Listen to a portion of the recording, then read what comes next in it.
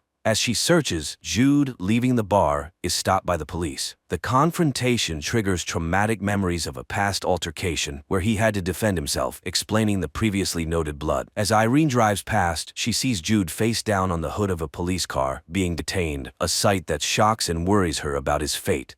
In the police station, Irene confronts a distressed Jude, who has run off and now finds himself entangled in a legal predicament. Urging him to be honest, Irene demands the truth if she is to help him. Jude, finally opening up, reveals that he was held in an isolated compound designed to guard the secret of the doorway, an enigmatic portal leading to what he describes as a barren alien planet, not the symbolic gateway others might believe it to be. Jude further explains that the blood found on him was from an altercation with men who tried to prevent his escape from the compound. The stakes are high, as these individuals, should they find him, intend to kill him. Jude's ultimate mission is to locate Gabriel, who had previously ventured through the same mysterious doorway. With this newfound understanding, Irene manages to persuade the police to release Jude. On their way home, Irene attempts to downplay the significance of her own doorway. However, Jude insists that their doorway is part of a larger destiny, making it one of the most crucial portals among many. Meanwhile, the subplot with Tony, Stella, and Nick sheds light on the scientific and mystical dimensions of the doorways. They discover that the doorways are connected by invisible particles that span vast distances. While Stella views this phenomenon as a divine gift, Nick adheres to a scientific interpretation. Their quest to locate a specific package leads them to a massive transmission tower. Nick breaks into the network to pinpoint the package's location. However, their operation is nearly compromised when a utility worker arrives. Thinking quickly, Stella subdues the worker, securing him to his van's steering wheel with cable ties, thus ensuring their mission continues uninterrupted. As Nick and Tony proceed to their next destination in Illinois, Tony remains quiet, still processing the events from earlier. Meanwhile, Denise visits Irene and Franklin's house while they are at the doctor's, intending to return a jacket Franklin left at the bar. During her visit, she casually inquires about Jude's father, sparking a light-hearted response from him. Their interaction is interrupted by Irene, who returns with positive news from the doctor. Franklin takes a proactive step towards proving the existence of the alien landscape by handing Byron a disposable camera with undeveloped photos and urging him to get them developed as proof. In another subplot, Irene and Jude visit Chandra's place to recover the items she took. While Irene distracts Chandra with fabricated concerns about Jude, he sneaks upstairs and finds both the strange black trinket and a necklace containing a similar device to what was on his leg. Confronting Chandra, she defensively claims the items were gifts from those at the care home. Irene, seeking further information, promises to keep Chandra's secret in exchange for the source of the necklace. This revelation links the necklace to the tracking devices, explaining why Jude was so keen to destroy the one in his leg. Byron, having developed the photos, finds evidence of the alien world, capturing images of Irene and Franklin in that setting. Meanwhile, Stella, in a distressing episode in the woods, experiences flashbacks of her mother's death, adding emotional depth and backstory to her character. Byron's curiosity leads him to research conspiracy theories online, where he discovers a reference to the impossible door, a concept sketched by an Argentine missionary in 1723, which he connects to their mysterious doorway. Back at the doorway, Franklin and Byron inspect the area and notice bloody fingerprints on the control panel, the same type found at Stella's portal. Upon opening the control panel, they realize the orb is missing, which Jude had previously buried. Byron, piecing together clues from his observations in the woods, locates the buried jar and recovers the orb, further entangling himself in the mysteries surrounding the doorway and its secrets. The scene opens with a strained atmosphere at the dinner table, where Irene casually discusses teaching Jude how to drive. Franklin, however, remains detached from the conversation, his disinterest culminating in him excusing himself to take out the trash. During this mundane chore, he stumbles upon a letter from Irene, the contents of which shake his very foundations. Confronted with his feelings, Franklin accuses Jude mood of bringing turmoil into their home. Jude's retort, questioning the true source of the household's issues, leaves Franklin even more unsettled, prompting him to walk away from the confrontation. Meanwhile, in Illinois, Tony and Stella settle into a motel for the night. The situation escalates when Nick, having brought the orb with him, carelessly plays with it in the presence of a hired companion. Stella intervenes, dismissing the hooker and sternly reminding Nick of the peril they face, citing the tragic fate of his brother as a grim warning. Elsewhere, Byron, brimming with excitement, catches up with Franklin to discuss his discovery of the orb. However, Franklin, overwhelmed by personal troubles, dismissively informs Byron that he's preoccupied with other matters. In a significant turn of events, Denise decides to quit school, a decision that has been looming for several chapters. Her friend reacts negatively, driving Denise to leave and join Jude on his quest. Jude shares new details about his father, Gabriel, who similarly had to cut a tracker out of his leg after escaping shadowy pursuers. Returning to the domestic front, Franklin, after spending a night at Byron's, confronts Irene about the discovered letter and her perceived broken promises. The confrontation underscores the deep fractures in their marriage, revealing a relationship in crisis. Concurrently, Byron attempts to operationalize the orb by placing it in the control panel in the basement shed. Despite his efforts, the mechanism fails to activate due to insufficient power. Tensions between Nick and Stella continue to simmer, with Nick provocatively mentioning Stella's late brother, Caleb. Stella reacts violently, punching Nick and leaving him with a bloody nose as she takes off with the van, stranding him at the motel. Jude, driven by the quest to trace his father's footsteps, decides to embark on a road trip to a remote area in Michigan. Denise, eager for the journey and the stories it may uncover, joins him. Irene, seeking a sense of adventure and perhaps a new purpose beyond her routine life, decides to accompany them, despite Franklin's decision to stay behind. For Franklin, their marriage and the life they built together have always been sufficient, but Irene yearns for more, highlighting a growing divide between their desires and aspirations. Back at home, Franklin handles unexpected business regarding the Spanish doubloons. He receives a call from Dale, the pawnbroker, who is eager to learn more about the origin of these rare coins. Franklin is bewildered, especially since it was Jude who initially dealt with Dale about the coins. Unable to provide answers and feeling confused, Franklin hangs up. This interruption is timely, as Byron urgently summons him to show him something new. Byron leads Franklin to the basement of the shed, where he has set up a large generator. His plan is to charge the circuitry connected to the doorway, hoping to provide enough power to activate it. They proceed with the setup, and the activation causes a massive surge of energy. The blast sends shockwaves through the neighborhood, disrupting electrical systems and affecting the natural environment,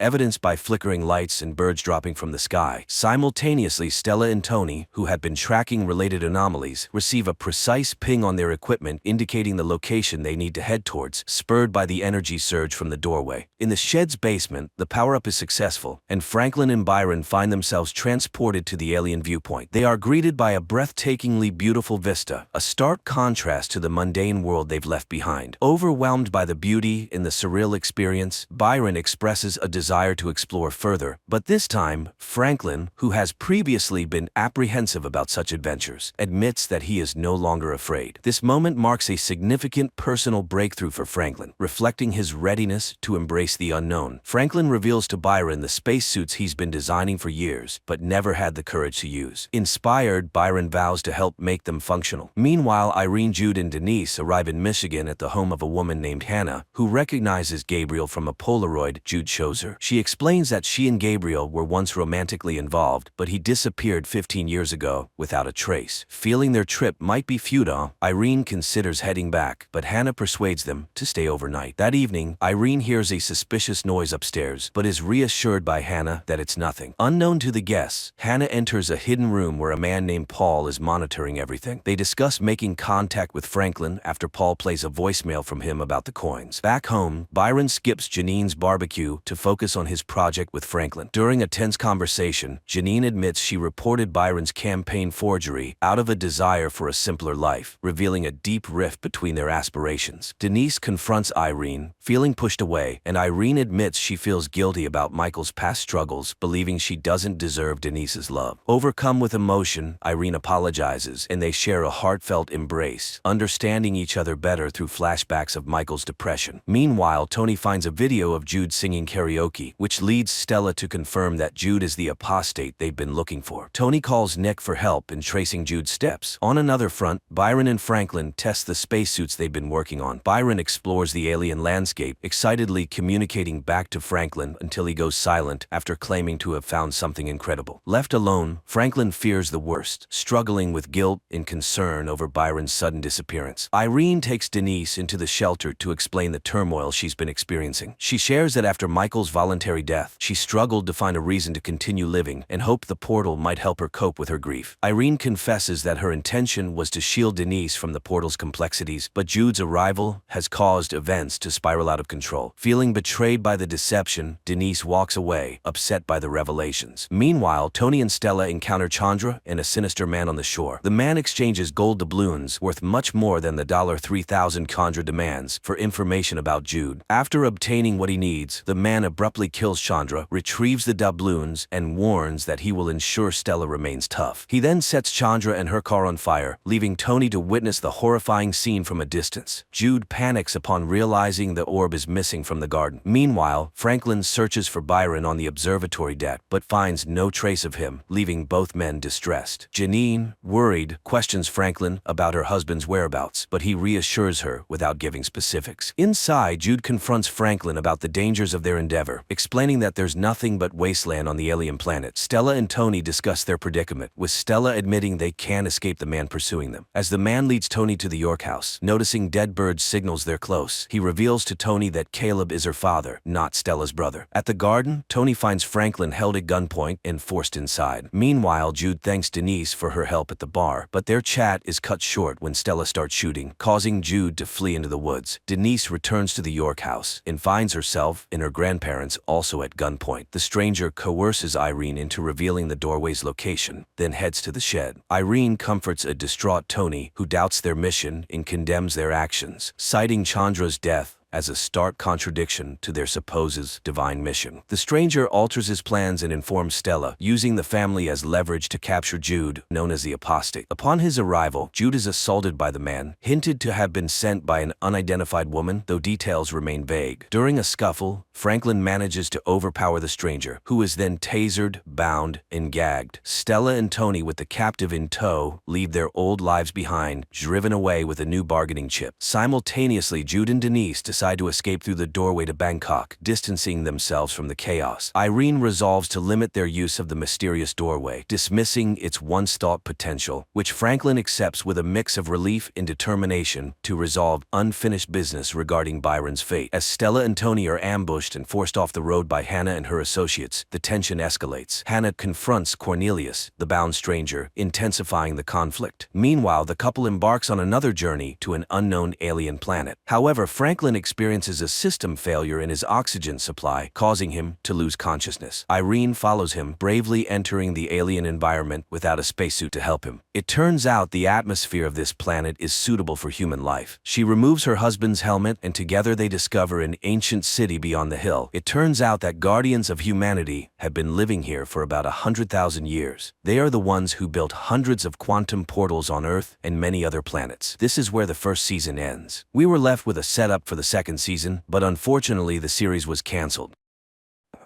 Humanity sends the first space expedition to Mars, which mysteriously perishes. Rescuers struggle to reach the Red Planet and discover an astonishing find that reveals the secret of the origin of humans and life on Earth.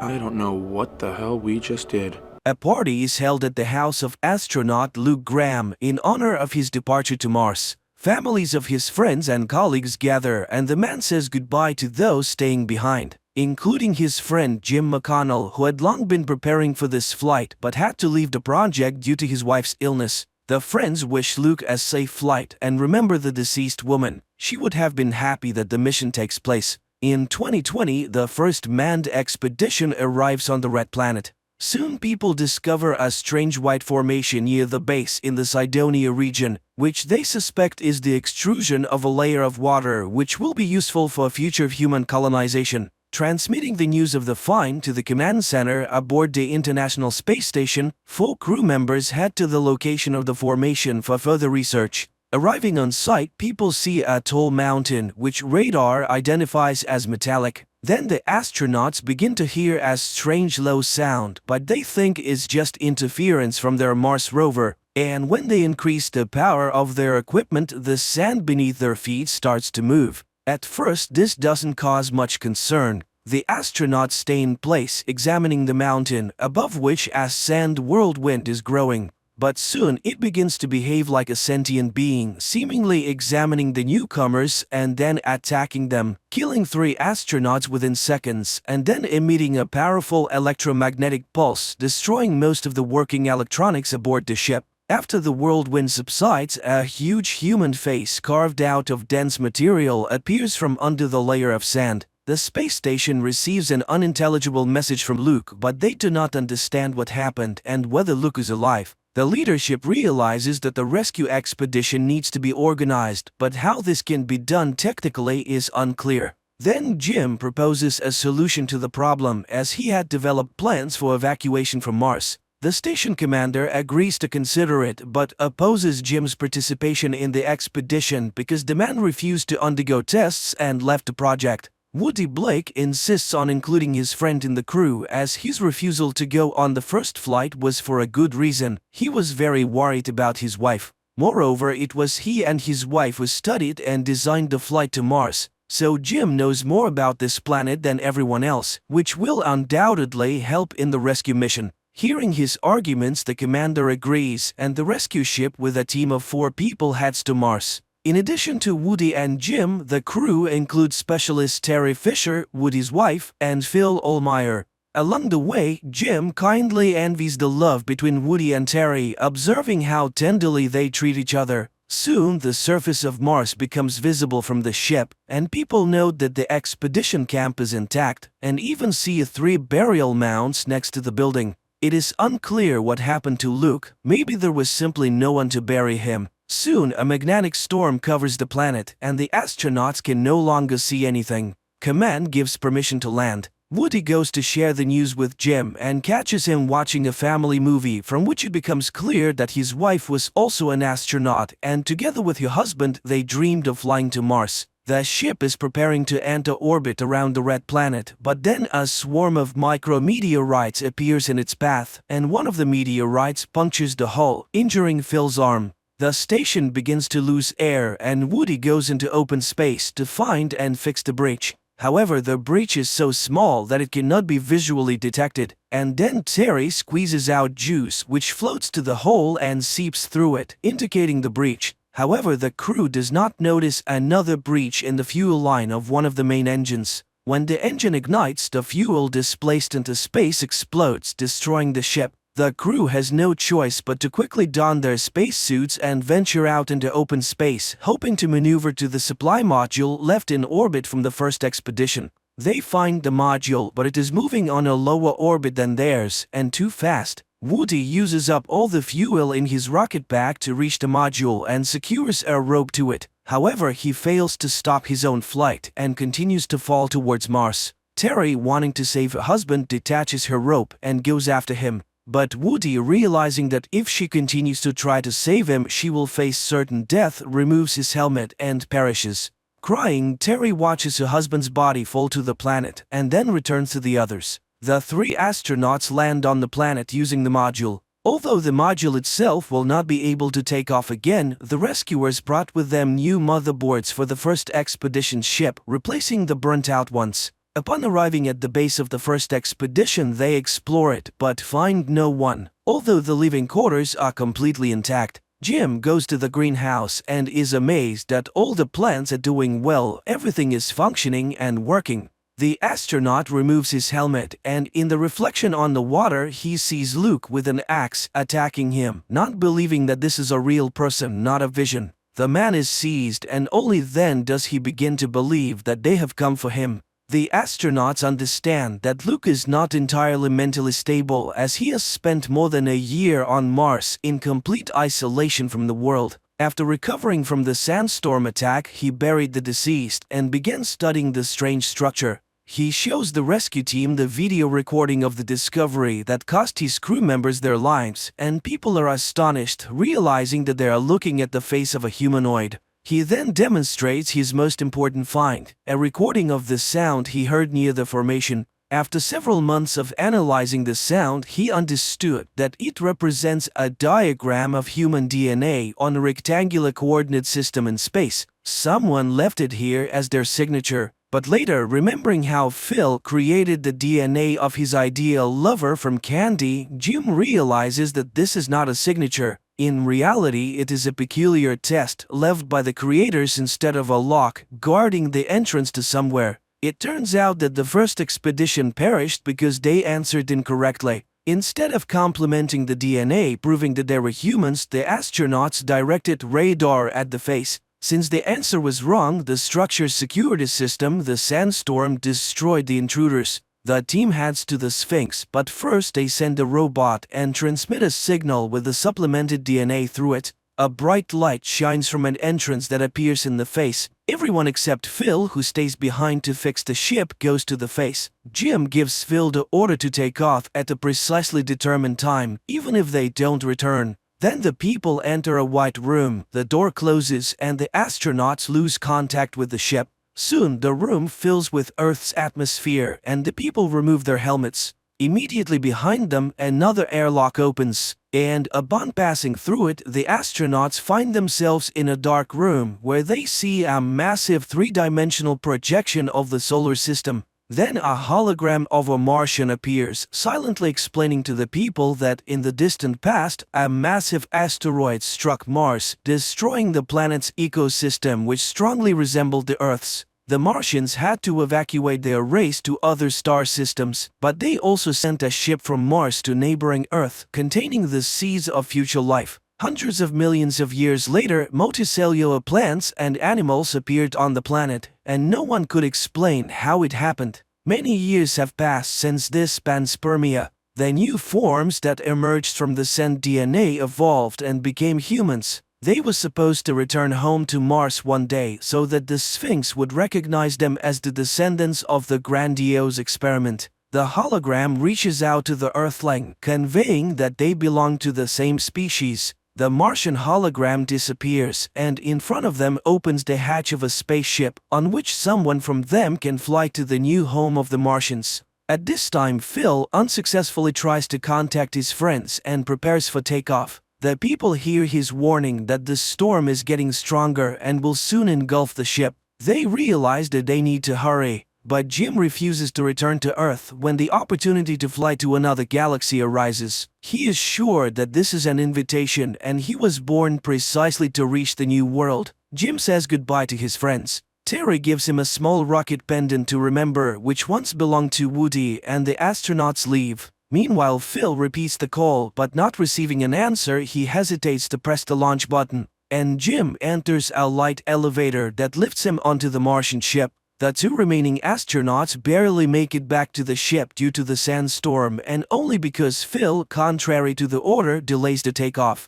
Meanwhile, Jim steps onto a circle that appears before him and suddenly realizes that he can't move as water rises around him. The man braces himself for drowning and holds his breath, but then he takes a breath and starts breathing underwater. He smiles, understanding that this is a new form of life. Images of his past life flash before his eyes, and the man seems to say goodbye to everyone once again. His crew, having taken off, watches through the porthole as the Martian ship with Jim on board flies away at high speed toward a distant galaxy and wishes him a safe journey. This good, kind-hearted science fiction film that was shot many years ago does not stand out for its dynamic plot, but despite numerous scientific inaccuracies, it is interesting to watch and keeps the tension until the last seconds.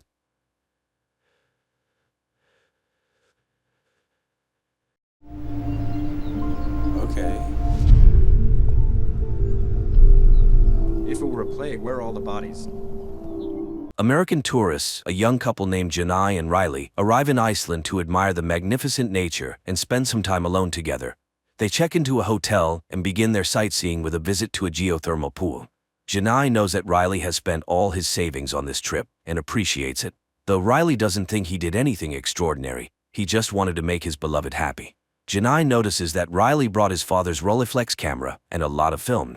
She is surprised that he prefers this outdated technology over a modern digital camera, but Riley explains that he dreams of capturing the imperfections of the moment rather than having a computer program automatically correct all the mistakes. He admits he's still learning, but he's striving for perfection and promises to take her portrait.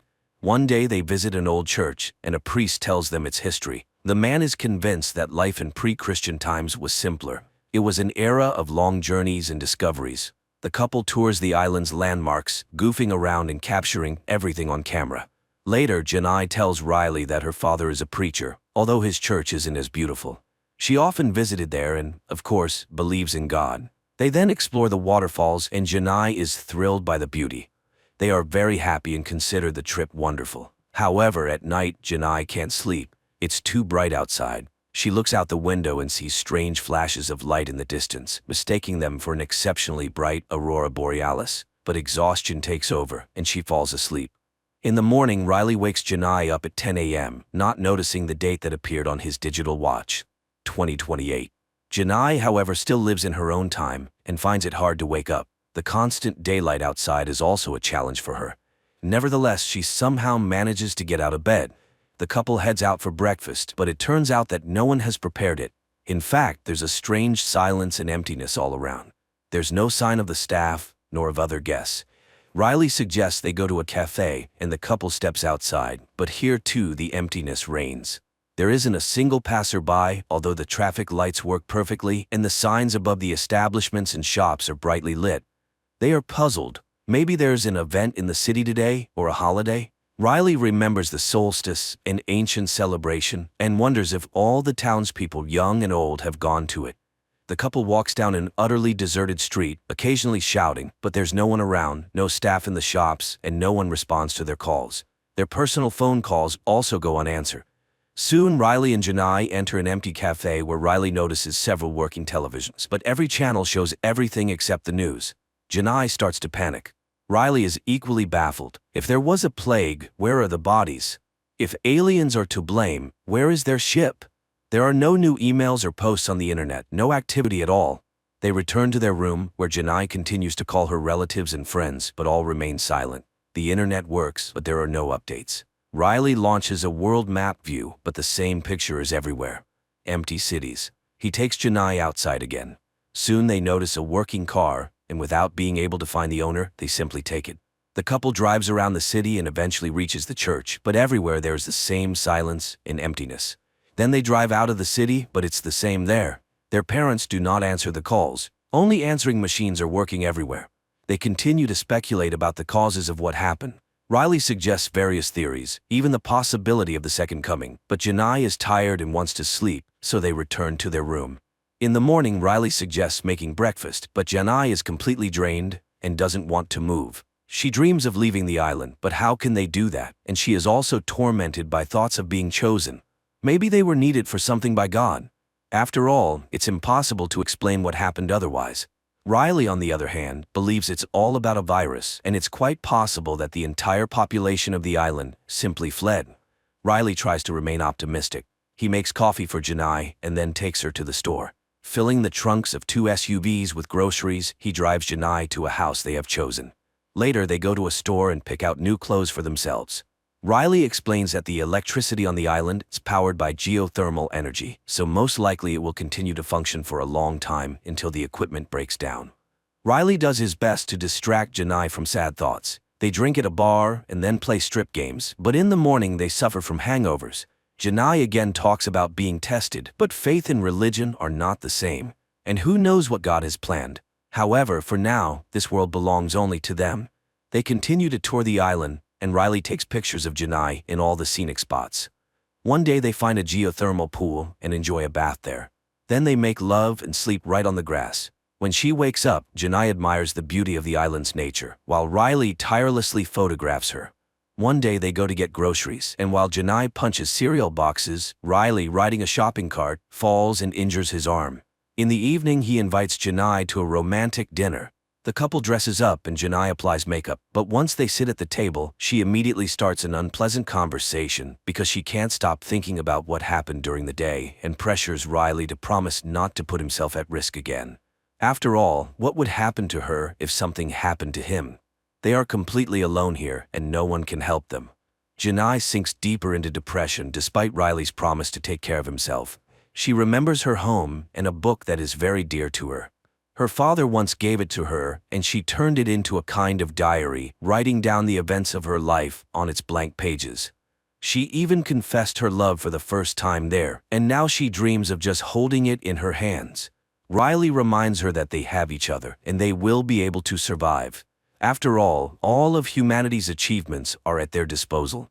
However, time passes, and the food in the stores starts to expire. Janai is very annoyed by Riley's habit of eating perishable foods out of order, as he doesn't think about tomorrow at all. Soon the electricity will run out, which means there will be no more meat. To this, Riley suggests they take up farming and hunting, which only makes Janai laugh. Well, he might shoot a cow, but what will he do with it then? Janai increasingly wanders around the area alone, and one day coming to the church, she asks the figures around it questions. Maybe it's only they who have been thrown out of life, while everyone else is now at home? Why did this happen to her? Seeing Janai's bad mood, Riley tries to cheer her up. They continue to explore the island, as he knows its history quite well and believes that the heart of the earth beats here. But unlike Riley, Janai doesn't feel the specialness of this place. One day he shows her the old remains of a plane he found while exploring the area. Riley calls it beautiful, but Janai sees it only as a reminder of the dead world they now inhabit. It's trash, just like them, and no one will come for them. An angry Janai drives away, but later returns for Riley, who is calmly sleeping in the wreckage of the plane. Now Riley spends more and more time on the empty city streets, photographing everything that seems interesting to him. Then he throws away the film because there's nowhere to develop it. He roams the shops and one day remembers that if the electricity runs out, there will be no water in the house. He collects all the necessary items in a hardware store and takes them home. One day, absent-mindedly entering an elevator, he panics when the doors close. After all, no one will be able to find him if the electricity goes out. Meanwhile, Janai goes to the cinema and cries as memories flood over her. In the meantime, Riley sets up a water collection system with a wind-powered motor in the yard, and Janai finds an abandoned farm and rides a horse. Later, she listens to the voicemails from friends and relatives saved on her phone. Then she takes Riley to a place in the countryside she likes. She is surprised that Riley continues to photograph everything, but he promises that he will find a way to develop the film. Janai points out that they are sitting on a glacier, a force of nature that kills all living things. Maybe God has also run out of patience? Later they return to the city, and while Riley is busy with his tasks, Janai finds a photographer's studio. One day they enter a flower shop, and Janai is very upset to find that all the plants have long died. Realizing that Janai is depressed by the decaying city, Riley suggests they go camping. He persuades her that it's time to find a place where they can live in comfort and plenty. Soon Riley notices a house by the lake that seems suitable. The couple goes inside, and even Janai has to admit that the place is very beautiful. However, while exploring the area, they stumble upon an old man named Niels, who is very weak from lack of food. The couple gladly shares their supplies with him. Niels is shocked that there are no other survivors and believes that the end of the world has come. When it all happened, he was also in the city but returned to his home where he once left his family. Janai, who was very happy to find another survivor, is deeply upset by Niels's defeatist attitude. The old man tells her about his family life. In his youth, he would leave his family for long periods to earn money by fishing. When he returned, he found that they had changed. His son had grown up, and his wife had fallen out of love with him because he was always away. He accepts God's will because it's people who live in the world he created, not the other way around. And he advises Janai not to give up, for she is human and therefore must fight. Although if there is some divine plan, humanity has failed to fulfill it. The next morning, Riley informs Janai that Niels has died. Janai is shocked by this. Riley says he found a cemetery by the lake where he chose a spot next to Niels's family, but Janai isn't sure that these people missed the man during his life and would be glad to see him now. Riley is puzzled by Janai's thoughts, but she suggests they not bury the man at all since no one needs it. Riley tries to remind her of human customs, and Janai suddenly thinks that there might be others who need their help. After returning to the city, Janai becomes obsessed with searching for other survivors. She drives house to house, marking the empty ones with red tape. Riley suggests that she is looking for answers where there are none, and that instead they should try to make the most of their new life. But Janai isn't sure this can be called life. While Janai rushes around the city, Riley finishes building his wind turbine in the yard. Time passes. The couple continues to walk around the island, and Riley continues to photograph Janai. One day he takes her to a waterfall and says that water is always alive. It flows, freezes, melts, and flows again. Life tries. There is no yesterday or tomorrow here. There is only today. They need to try to understand this and survive. But Janai interrupts his musings with a kiss. Later they return to the house, and Janai notices that the water is running out. She washes the dishes in a basin while Riley goes to sleep. Suddenly she notices an email on the laptop. Janai opens it with trepidation and cries when she realizes it's a photo from Riley. Morning comes. Riley goes to the kitchen where a large envelope addressed to him is lying on the table. He connects his water system and opens the envelope. Inside are printed photos of Janai, but the girl herself is nowhere to be found, and this worries Riley. He rushes out to find her, visiting all the places they liked. Meanwhile, his system starts working, and water flows into the house without the need for electricity. Riley continues to drive around the island and finally finds Janai's body floating in a geothermal pool. Realizing that she did this voluntarily, he at first also wants to end his life and jumps into the water, but soon he resurfaces and climbs out. Riley cries as he sits by her body, then lays her on the grass, not knowing what to do now. Then he simply leaves, abandoning the girl by the pool. Riley gets into the car, drives onto the road, and drives for a long time without holding the wheel, but gradually his hands lower onto the steering wheel, and he firmly grips it as if deciding to keep living. The film is called bokeh, the blurred parts of a photograph that the photographer uses to highlight other parts of the image that they consider more significant. The director similarly highlights the main contrast, the two diametrically opposed positions of the last people on Earth. The man immediately accepts the situation as it is and intends to live on, while the woman falls into depression and begins to search for the meaning of what happened. So what chance does humanity have for rebirth under such circumstances?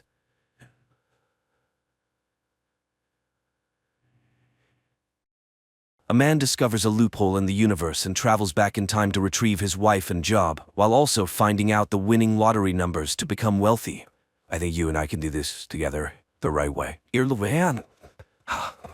2016.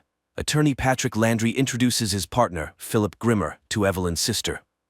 Love at first sight happens, although the girl warns of her upcoming departure to Prague and asks not to get attached. 6 years later, the couple wakes up in the same bed. Phil immediately rushes to his laptop while Ev answers a call from her mother, who invites them to dinner for her birthday. However, Phil, as always, doesn't listen to his wife. His mind is preoccupied with work issues. Realizing this, the woman allows her husband not to go with her and asks him to repeat it on camera. Later, Philip argues with the builders who can't seem to finish the renovation of their house. The foreman complains about the absence of the homeowner's brother Andy, whom they hired at his request, and irritated Phil promises to find another carpenter. On the way to work, Phil justifies Andy in every way, ignoring his wife's request to turn left, which leads to a traffic jam. Ev says she's taking the subway because she needs to go somewhere else.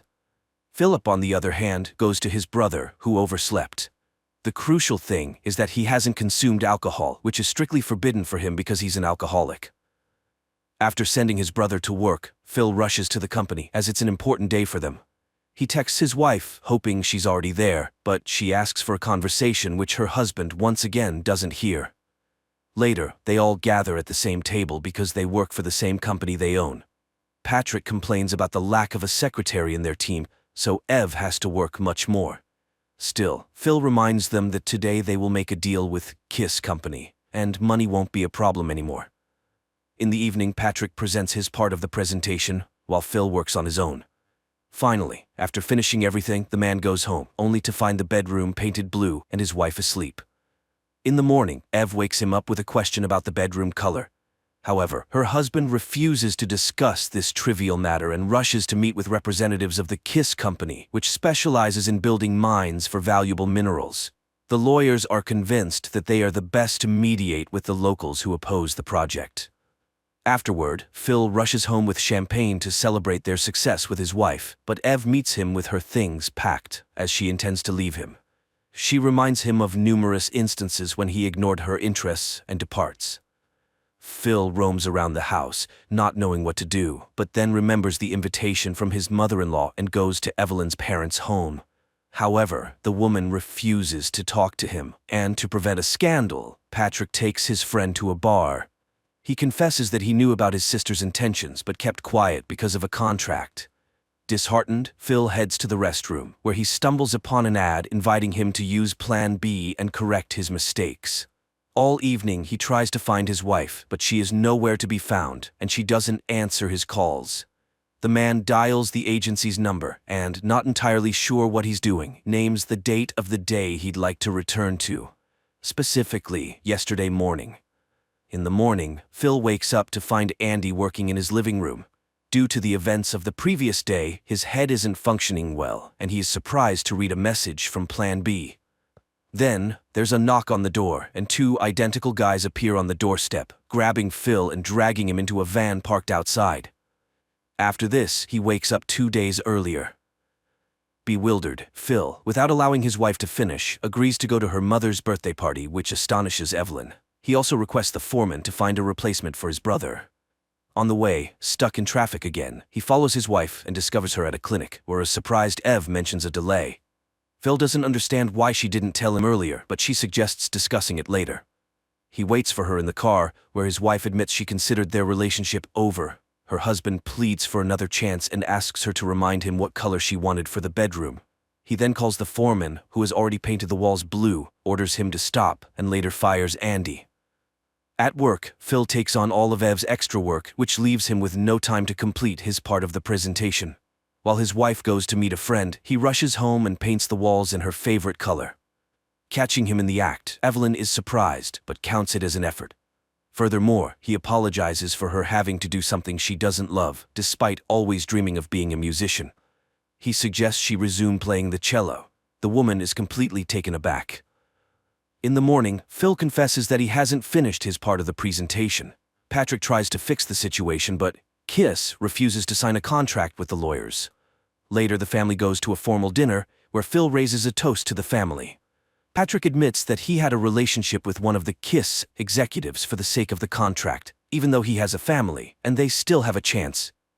On the way home, Ev thanks her husband for his efforts to save their family, and the couple loves each other. In the morning, the wife starts searching the internet for a cello and a good tutor, when cries come from downstairs. The angry Andy has come to confront his brother who fired him, which means he won't be able to pay child support or see his daughter. At this point, Patrick calls and reminds him that everyone is already waiting for him. Andy leaves, and Ev expresses her grievances since her husband had promised to pay for both the repairs and her desires. The preoccupied Phil promises to sort everything out. 3 years ago, Phil and Ev spend a vacation in the Caribbean. They are completely happy, and the woman suggests getting married right there. Phil even tries to give her a ring, but he gets scared of something and backs out of his intention. In 2022, Phil shows Ev the cello he has repurchased for her, which she had once sold, and promises that everything will be very good for them. Afterward, he checks on his brother, whom he got a job, and they are very pleased with his performance.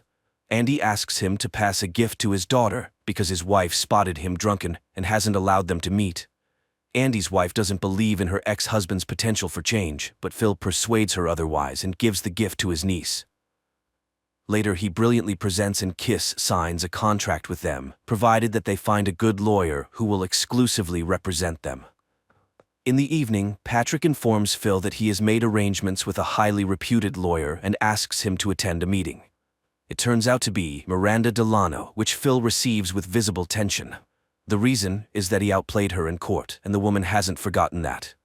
Furthermore, it's evident that Miranda has a liking for Phil, who agrees to have her join their firm. In the morning, the man meets the new secretary hired by Patrick and finds him with the representative from Kiss, who approves of Miranda's invitation. She has come to provide them with the addresses of 2 property owners who refuse to sell and thus obstruct the scheduled construction. On the way, Phil tries to convince Patrick to reconsider Miranda, but he can't understand the reasons for this. The couple manages to persuade one of the stubborn property owners, while Evelyn begins taking her first lessons, which makes it difficult for her to fulfill her duties at the firm.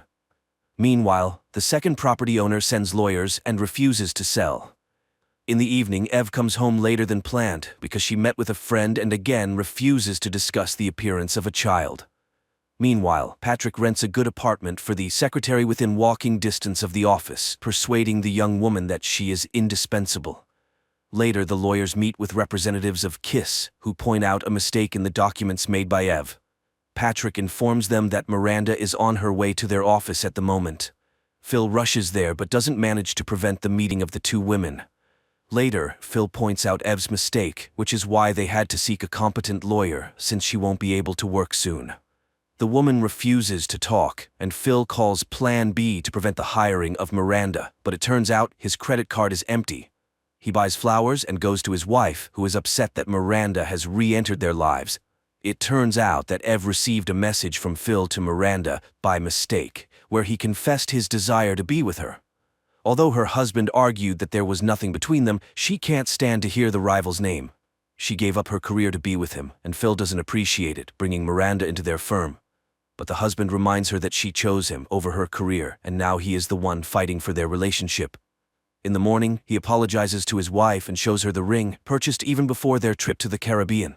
He talks about the cancellation of the offer to Miranda, and then goes to the lawyer to inform her that she won't be able to work at their firm. His next destination is the home of the second property owner, where he discovers that their new secretary is the daughter of the stubborn man. After listening to her, he begins to lean towards the decision to sell the house.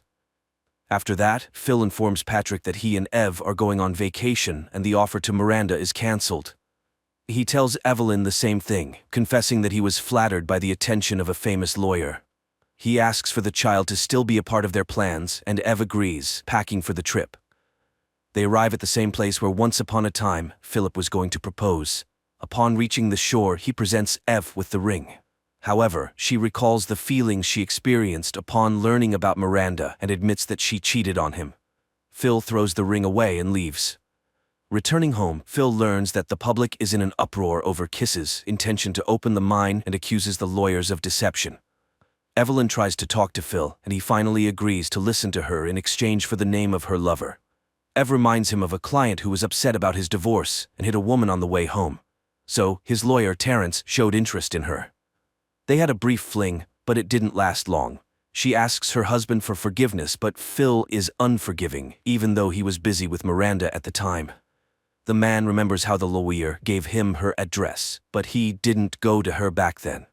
Ev continues to remember how she asked for his help because she felt a lump in her chest and was very afraid of cancer. Her husband just brushed off her fears at the time, but Phil suddenly asks about the timing of her affair and concludes that the child inside her is not his, as they always used protection. At this time, Patrick ends his relationship with one of the Kiss leaders he got involved with for the contract. Phil has to search for his seemingly drunk brother and calm down their selfish mother, who reminds him of the day when Andy, his brother, stormed into her house, causing trouble. They accuse each other of mutual inattentiveness, and Phil ends up taking the blame again. Later, he conducts an interview with a candidate for the lawyer role, who proposes entirely unacceptable terms. After this, Phil fires Ev because it was her mistake that got them into this situation. A quarrel ensues, and the man admits that he shouldn't have bought the house with her. Patrick learns about this and reminds him that half the firm is his. But Phil doesn't want to hear anything and calls Plan B to prevent the purchase of the house. Soon, Patrick calls him, revealing that he had been keeping his family a secret from his lover, who saw them with the children today. This could cause problems with Kiss. On TV, reports about protests against the mine construction are broadcast, which Ev interrupts, reminding Phil of the day they didn't use protection. So, the child is definitely his. And right at that moment, the twins from Plan B ring the doorbell. Phil finds himself back on the day when they were inspecting the house, and he decided not to buy it. Later, Ev asks him to help examine her breast because she thinks there is a lump. He advises his wife to see a doctor and heads to court, where his opponent is Miranda. Phil counters all her objections and proposes to meet and discuss the terms. During the conversation, he receives a call from Andy, and Phil remembers that today, an unpleasant scene will take place at his brother's wife's house. He rushes there and prevents the scandal. He returns home late, and Evelyn, who has woken up, comforts him, sympathizing with his problems with his brother. In the morning, she initiates a conversation about the house, but Phil avoids answering because he constantly envisions Ev's infidelity. The next day, he tells his brother that Ev might be unfaithful to him, but Andy doesn't understand this perspective. Why worry about something that hasn't happened? Later, he wins the court case, and Miranda invites him to dinner, after which the two of them end up at her place. But suddenly, Phil sees Evelyn's face before him and realizes that he cannot betray the woman he loves.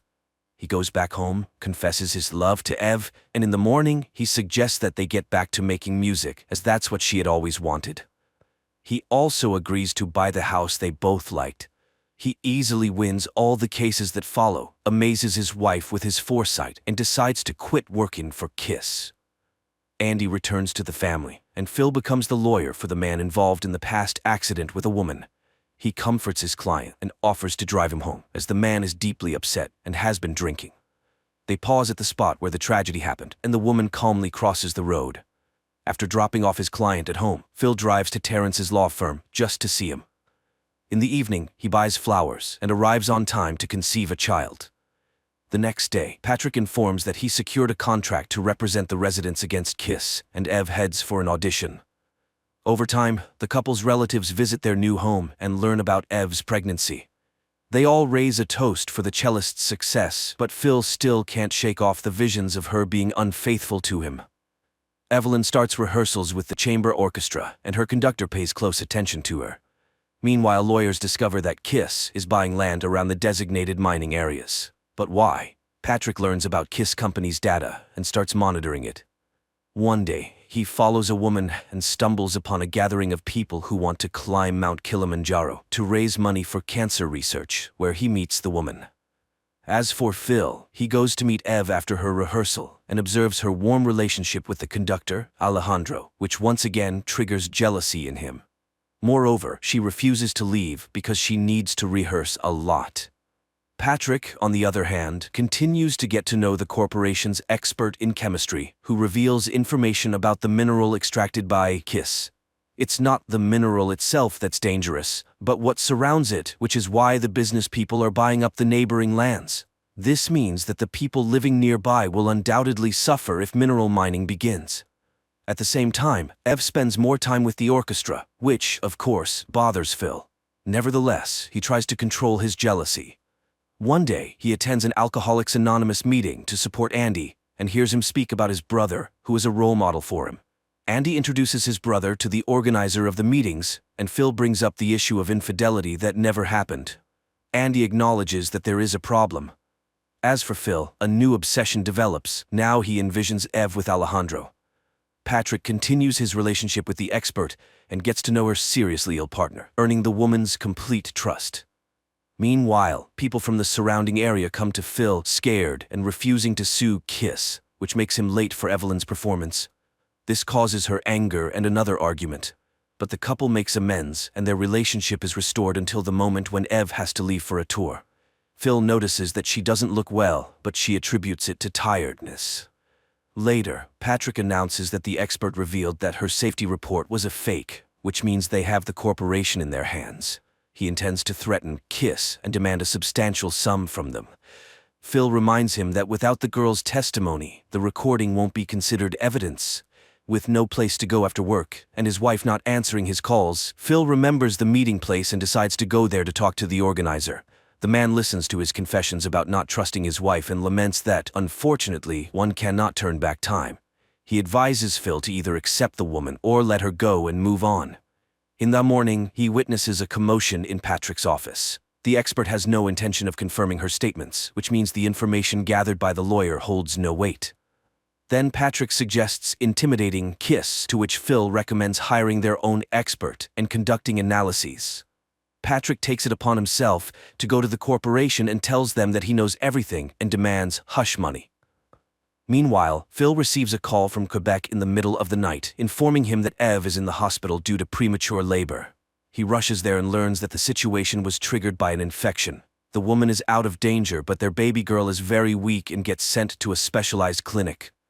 At the same time, Patrick discovers a noose hanging on a swing set in his yard. Evelyn struggles with the aftermath, while Phil organizes her transfer to the same clinic where their daughter is. Patrick nearly hits a car in the parking lot. Meanwhile, the doctor informs Ev that her daughter is very weak and is unlikely to survive. The cause of this was a urinary tract infection in the mother, which triggered a kidney disease in the baby. Phil tries to ascertain the exact timing of when the illness started, but the doctor doesn't understand and refuses to answer. Later, all the relatives come to support Ev, and Patrick asks Phil to be closer to his sister. After returning home, Patrick finds a box with pictures of his family.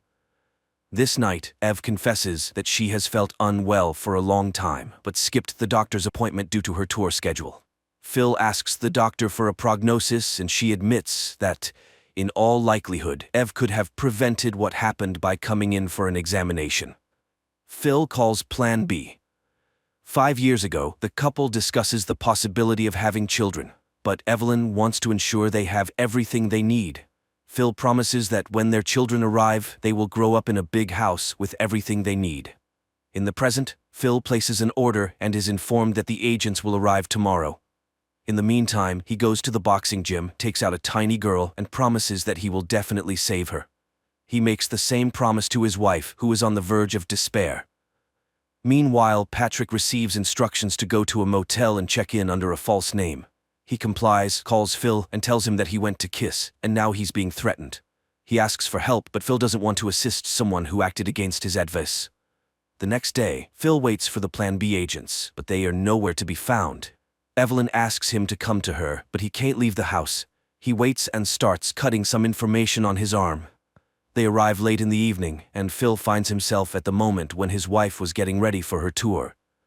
He immediately tells Ev that she can't go because she has a fever, but she refuses to listen. Phil refers to the vision and then says that he has already experienced this. He tries to stop her, but Evelyn falls down the stairs just when her friend enters the house. Thankfully, there are no injuries to Evelyn, but the mere fact that her husband allegedly pushed her causes a real shock. The women literally rush to the orchestra's van, not giving Phil a chance to explain. Then he gets into his car and rushes after them, listening to Patrick's message about the false kiss report. He asks his partner not to threaten the corporation and promises to handle everything, but realizing that he can't stop Evelyn, he turns onto another road, calls his mother, and asks her to inform Ev that he had an accident and was taken to a clinical hospital. The woman calls Ev, and she, along with her friend, rushes to the hospital where her doctor, whom Phil tracked down, is already waiting for her. She insists on a checkup while Phil buys a lottery ticket. Evelyn meets her husband with suspicion because he looks quite well for someone who was in an accident, but Patrick becomes the center of his attention, eager to find out how he learned about the fake reports. However, Phil asks to postpone all the questions because Evelyn is in danger. Then the doctor informs them that she has detected an infection, and this is a real miracle. Had they come later, things could have gone very badly. The expectant mother must adhere to bed rest. Phil has to come up with an explanation for noticing discharge on her underwear, thereby suspecting an illness and then having a dream in which their daughter was born prematurely and died because Ev didn't undergo an examination. Ev doesn't believe him, but Phil finds excuses for all her questions.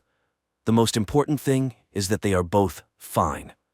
At this moment, the lottery results are shown on TV, and Phil rolls up his sleeve, concealing the numbers cut into his skin. Later, he wins a huge jackpot, but keeps it a secret from everyone. In this storyline, he goes to kiss himself, and, threatening to carry out an independent investigation, demands that they abandon the construction of the mine in the populated area.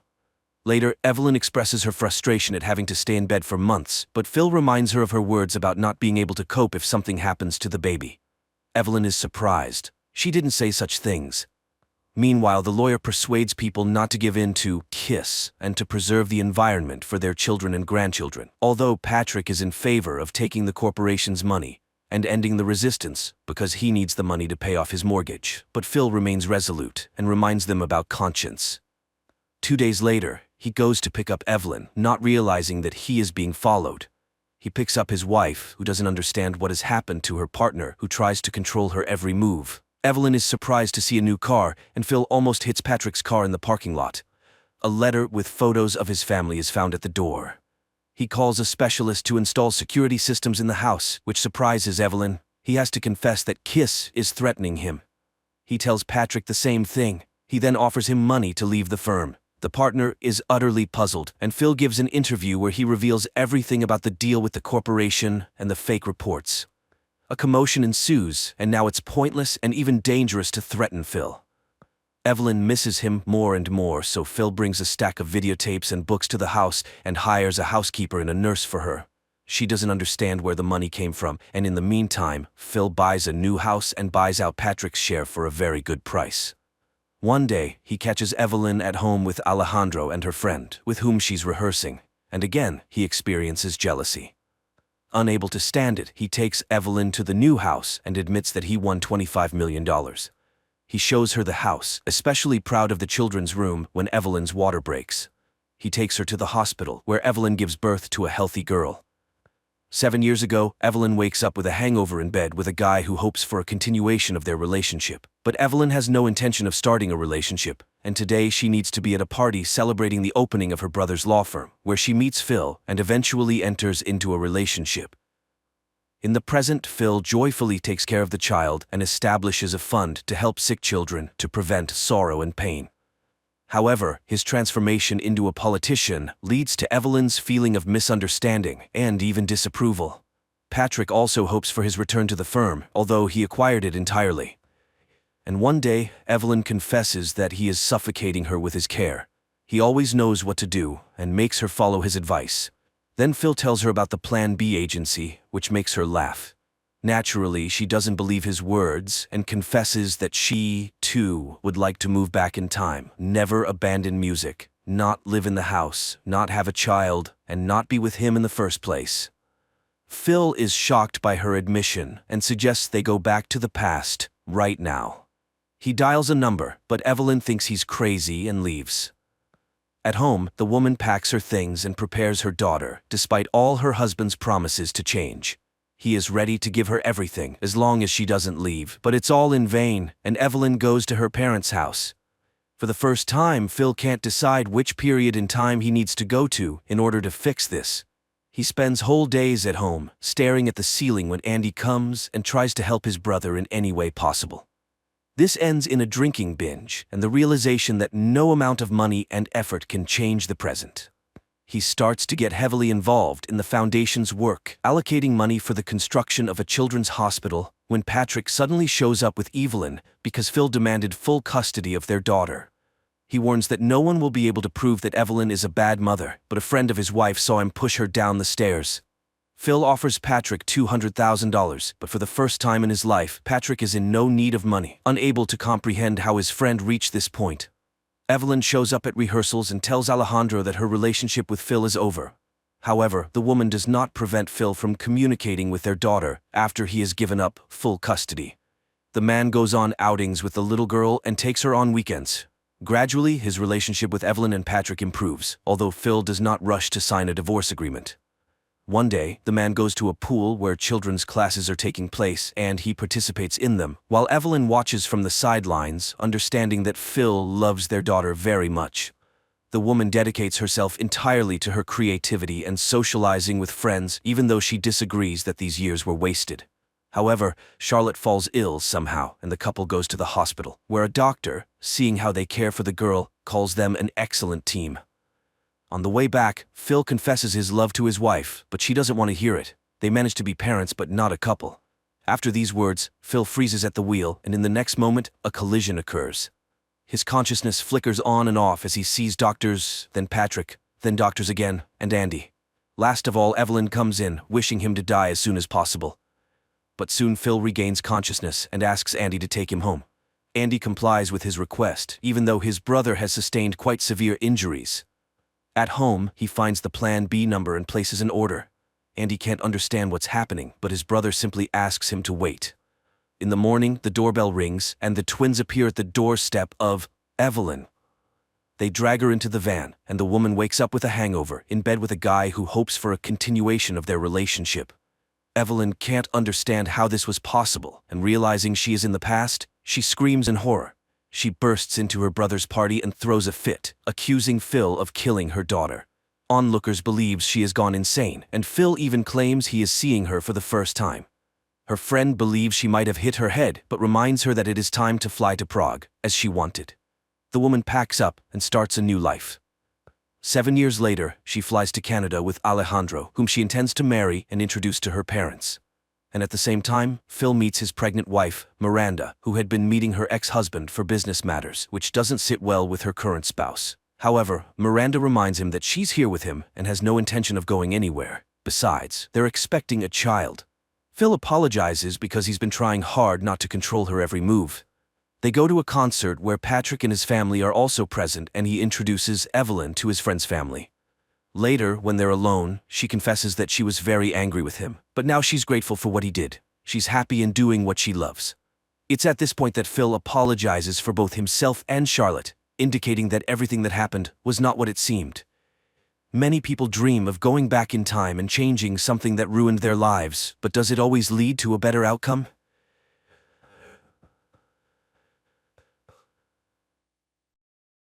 A 1,000 years ago, the first settlers left Earth and formed the League of Free Worlds. Some got warm, sun-drenched planets, while others were fated to be born on a planet covered with impenetrable swamps.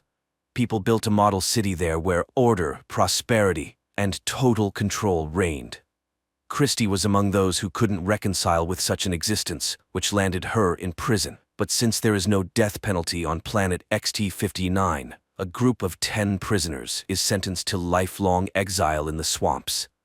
If lucky, they might reach the Paradise Islands, but no one recalls such instances since the swamps are teeming with dangerous creatures. This time, as the prisoners were prepared for their last journey, the captain incapacitates one of the prisoners, his head shrouded in a sack, and orders him to move forward. The prisoner inquires about the security barrier and begins to move very cautiously. He miraculously avoids the hit from the security's invisible barrier, and the captain orders to deactivate the protection. Then, the captain reads the sentence and removes the sack from the prisoner's head, followed by an order to give the prisoners a metal box with supplies. They have an hour to set off, or the guards will kill them on the spot.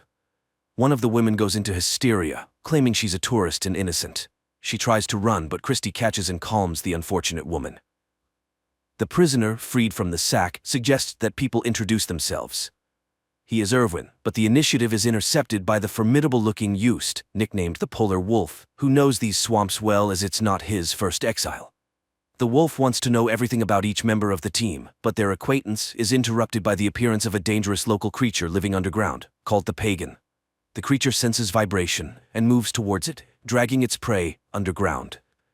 Christie declares that she intends to only listen to Irwin. Youst reminds her of his superiority, to which Irwin proposes to divide the supplies and opens the box. He manages to grab only a knife when the others pounce on the box with supplies. The wolf again reminds everyone that he's the boss, but Irwin refuses to listen to a prisoner and announces his departure to the Paradise Islands.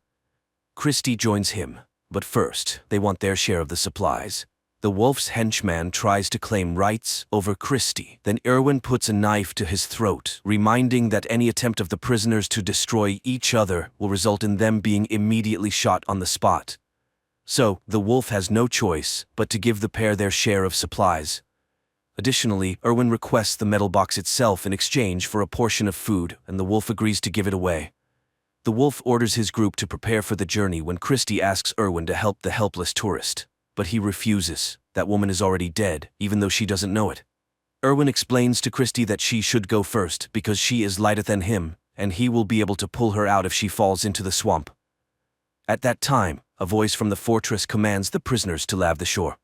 The wolf leads his team forward. Irwin and Christie tie a heavy box with ropes and also set off.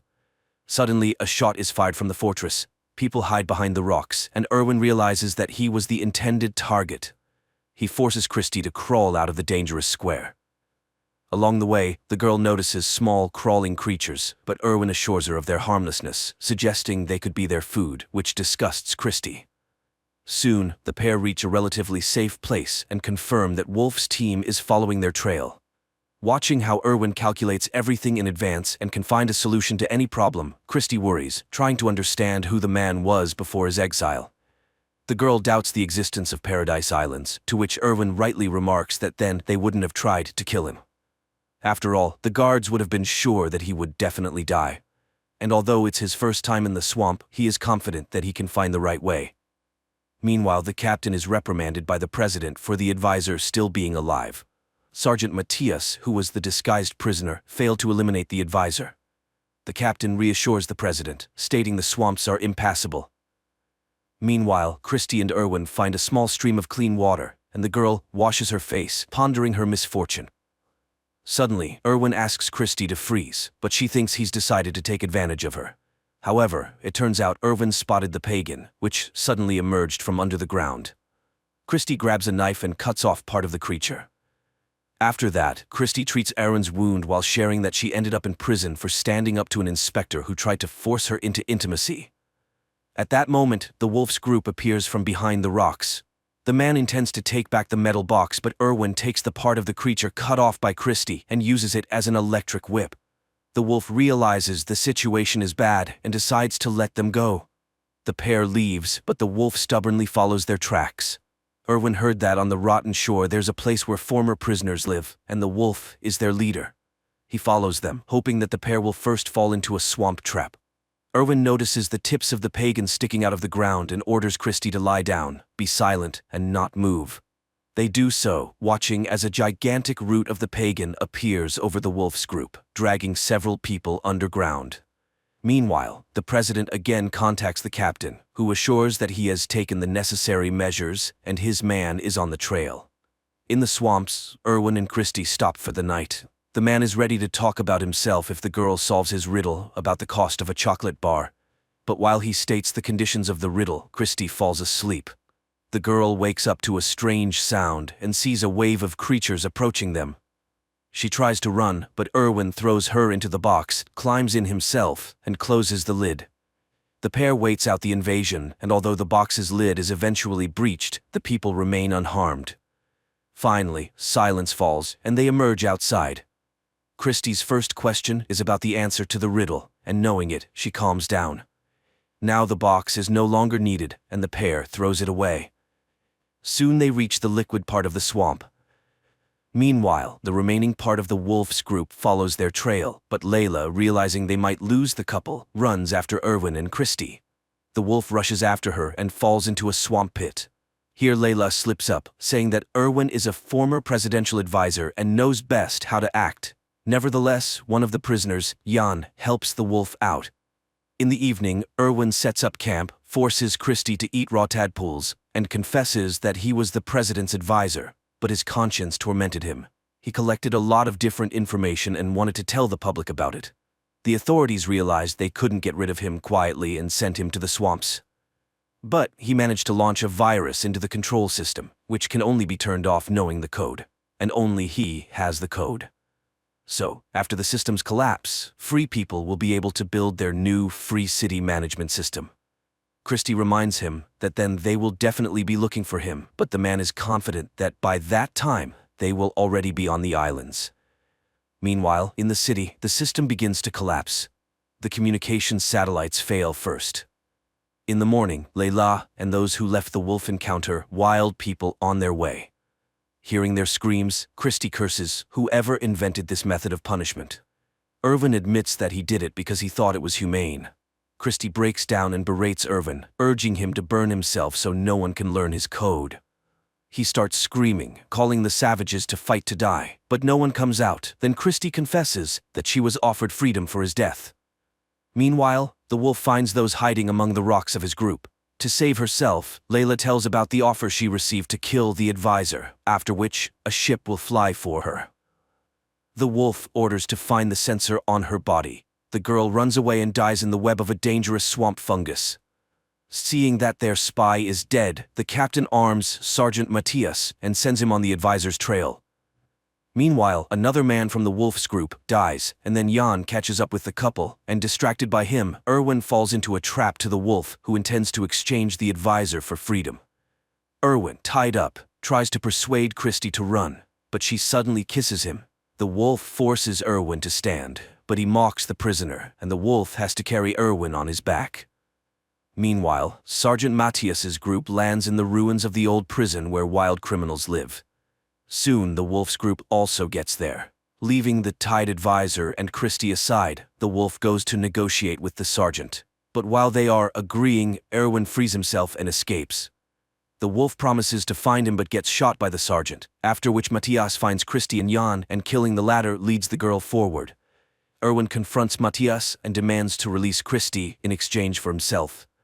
The military agrees but shoots a tranquilizer, hitting Christie, and himself receives a knife in the back from the fatally wounded wolf. Erwin thanks the dying man, who advises not to go to the Paradise Islands because they don't exist. Then he drinks poison to avoid suffering. Later, Erwin, carrying Christie in his arms, reaches the sea, and the advisor realizes that the Paradise Islands are rafts made of plants and they can cross the strait on them. Meanwhile, the captain loses contact with Matthias and realizes that further search for the advisor is useless, but he sends the last combat drone after him. At this time, Christie comes to her senses and realizes that their island is gradually sinking. The prisoner with them, Job, hears this and goes into the water to save the couple. Soon they hear the sound of an approaching drone, but the drone fails to reach them and falls into the water, thereby proving that Irwin's virus worked and the city's control system is destroyed. Their joy is overshadowed by a cliff appearing ahead. The couple wraps themselves in their plant-made island and miraculously survives a gigantic waterfall. Soon, they reach the shore, where a secret bunker is set up in case of the president's escape, designed and built by Irwin. But he doesn't know the entire code. The last figure was entered by the president. There are only 2 attempts, so guessing it is impossible. Then Christie remembers the riddle about the chocolate bar and, knowing the president's answer to it, which Irwin also posed to him, suggests entering the number he named. And the bunker opens. But then it turns out that the hidden spaceship there is single-seated. Irwin insists that Christie should fly alone, but she refuses because she loves him. In the last scenes of the movie, the voices of Christie and Irwin are heard, making it clear that they somehow managed to squeeze into the spaceship together.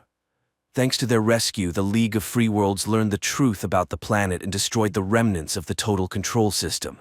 But 10 years later, a new system was established on planet XT-59, much more cruel than the previous one. The movie is simple and at times imperfect, but it's truthful and unexpectedly relevant because no one can bring freedom to the people from the outside. Everything is achieved only through one's own efforts and by taking responsibility for oneself and no one else.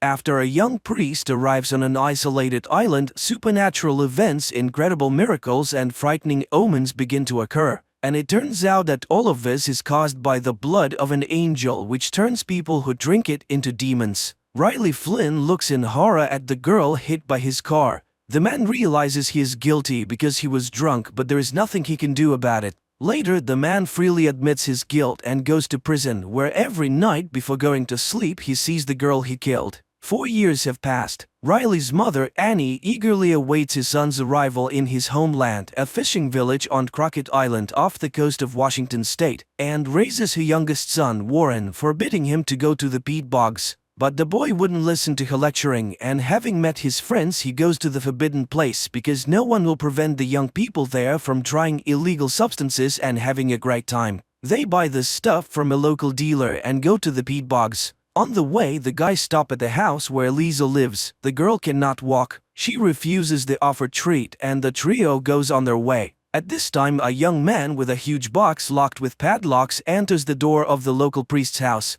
The boys get into a boat and make their way to the far shore of the island. It's already dark, so when they hear a sound of huge wings, the boys mistake them for a giant heron taking off. The peat bogs are also teeming with stray cats that were brought here from the mainland, and they feed on old remains because up until the 1920s people buried their dead right in the yards, and now when the peat bogs get flooded, those remains resurface. Warren knows this because after storms, all this creepiness washes ashore where their house stands. The boys settle in their usual spot and after taking some revelatory substances start telling tales about local ghosts. At that moment, loud cat cries are heard from the bushes, and Warren, shining his flashlight in that direction, sees 2 burning eyes following them. But they immediately disappear and the boy forgets about the incident. In the morning, Riley arrives on the island. Annie meets her son and apologizes for his father and younger brother who could not meet him because they were out fishing. Meanwhile, the ferry is met by a zealous parishioner, Beth Keane, who is concerned about the long absence of Father Prewitt, but the priest is not on the ferry.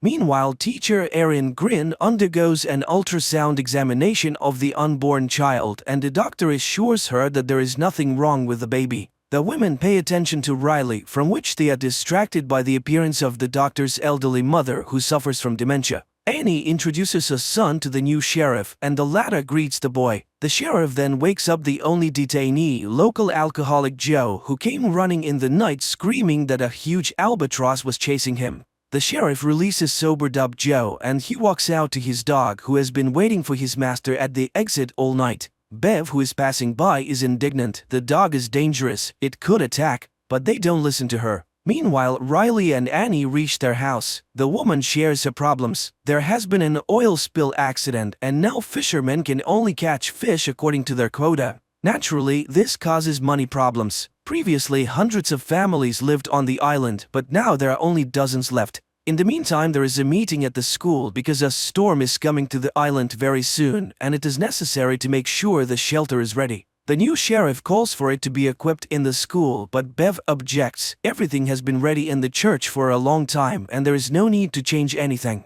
All members of the Flynn family finally get together for dinner. Riley informs them that he has to travel to the mainland to check in with the Alcoholics Anonymous, which is one of the conditions for his release. Warren talks about the new teacher, a daughter of an ex. Riley perks up. Is Erin really back on the island? And learns of her pregnancy. Annie announces that their old priest, Father Pruitt, has made the trip to the Holy Land, despite his age-related problems. Warren serves as an altar boy and is aware of the pastor's forgetfulness. Riley disappoints his parents. He has no intention of going to church, which incurs the wrath of his father, a devout Catholic. Meanwhile, Bev notices a light in the windows of Pruitt's house and, upon entering, stares in surprise at the man who meets her. And in the shoreline thickets, attacks on the cats begin to occur. Before going to bed, the father tells Riley that after what happened to him, Annie goes to church every day and prays for him. He asks the boy to at least sit in the pew, for it is very important to his mother. At this time, the new sheriff and his son perform namaz before going to bed. The doctor catches the mother trying to climb to the second floor, and Riley sees Warren climb out the window to go to his friends. At night, Riley as usual sees recurrent dreams of the dead girl and of himself sitting in the boat. The dawn is breaking. The altar workers are preparing for the upcoming church service and notice that the wine bowls are already full. The congregation takes their seats. Bev opens the service, people sing hymns while the new priest enters the room. Paul Hill has been sent to replace Father Pruitt, who has left and is hospitalized on the mainland. Paul conducts the service and administers communion to the faithful, except for Riley, who has refused to do so. The new priest calls all the parishioners by name, explaining this by Pruitt's stories. Riley decides to accompany Erin, and the young people reminisce about their past encounters and talk about their experiences. They both vowed not to go back, but nevertheless they are on the island again. Riley lost everything after the accident, and Erin is separated from her husband. The man admits that he read all about different religions while he was in prison because he hoped to find God, but ended up being an atheist. And here he is of no use to anyone and doesn't know how to move on. In the evening, the storm comes to the island and Riley sees what looks like Father Pruitt walking along the beach, but when he goes out to look, he finds no one. And in the morning, people find hundreds of dead cats on the beach. The citizens cannot determine the cause of death of these animals, although the sheriff suggests some kind of disease, until he discovers that there is not a drop of blood in their bodies. Riley admits to seeing Monsignor Pruitt at night, but nobody believes him. Later, the man travels to the mainland while Father Paul holds a service, but the church is almost empty. Of the regular parishioners, there's only Lisa, the mayor's paralyzed daughter. The priest gives her communion, then walks her home and learns that the girl's mutilation is the result of an accidental shooting by drunk Joe. In the meantime, Erin catches Bev in the storeroom, from where the woman takes a box of poison intending to poison the rats, which have become too numerous. And Father Paul comes to Dr. Sarah's house to administer communion to her sick mother. The elderly woman calls him by the name of Pruitt, which her daughter believes is a symptom of the developing dementia. Back on the island, Riley speaks to Erin. It becomes clear that the two were romantically involved in their early youth. And Annie suddenly notices that her eyesight has improved considerably. In the morning, Father Paul meets his flock at Ash Wednesday, the beginning of Easter Lent. He gives an inspiring speech about the rebirth of the island and the first disciples of Christ, the fishermen, and he reminds them, man must remember that he is dust, and to dust he shall return.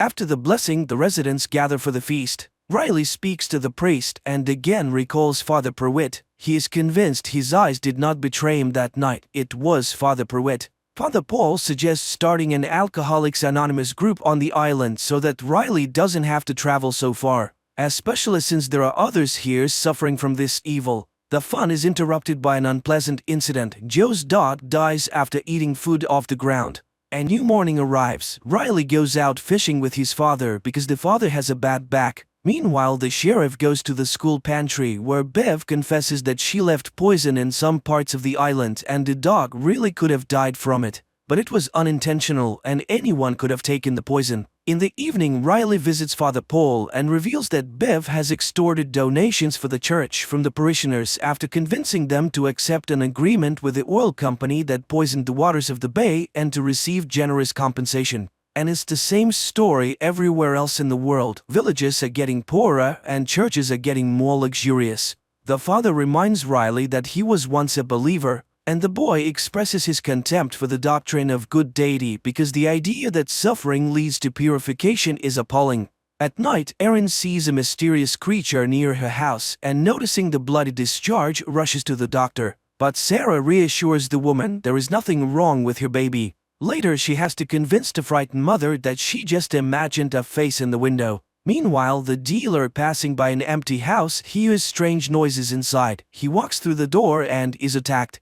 It is morning and Father Paul for some reason takes a particularly close look at Lisa. Then he insists that the girl get up from her chair and come up for communion, and to everyone's shock, Lisa gets up and walks up to the priest. At night, Father Paul enters the confessional and tells himself that he is lying to the parishioners. After all, Father Pruitt was sicker than they thought, and having gone to the Holy Land, the man often fell behind the group, but the parishioners don't need to know that. They will believe that their shepherd is being healed on the mainland and will soon return to the island to witness the miracles that are happening. For after Lisa's recovery, which is perceived by the residents as a miracle, a religious revival begins on Crockett Island. Except that Father Paul himself becomes sick and vomits blood after the accomplishment, which Bev sees, and then the woman notices a newspaper clipping with Father Pruitt's portrait hanging on the wall of the priest's house. The doctor examines Lisa and cannot understand the miracle that has occurred, but her parents strongly oppose her examination on the mainland.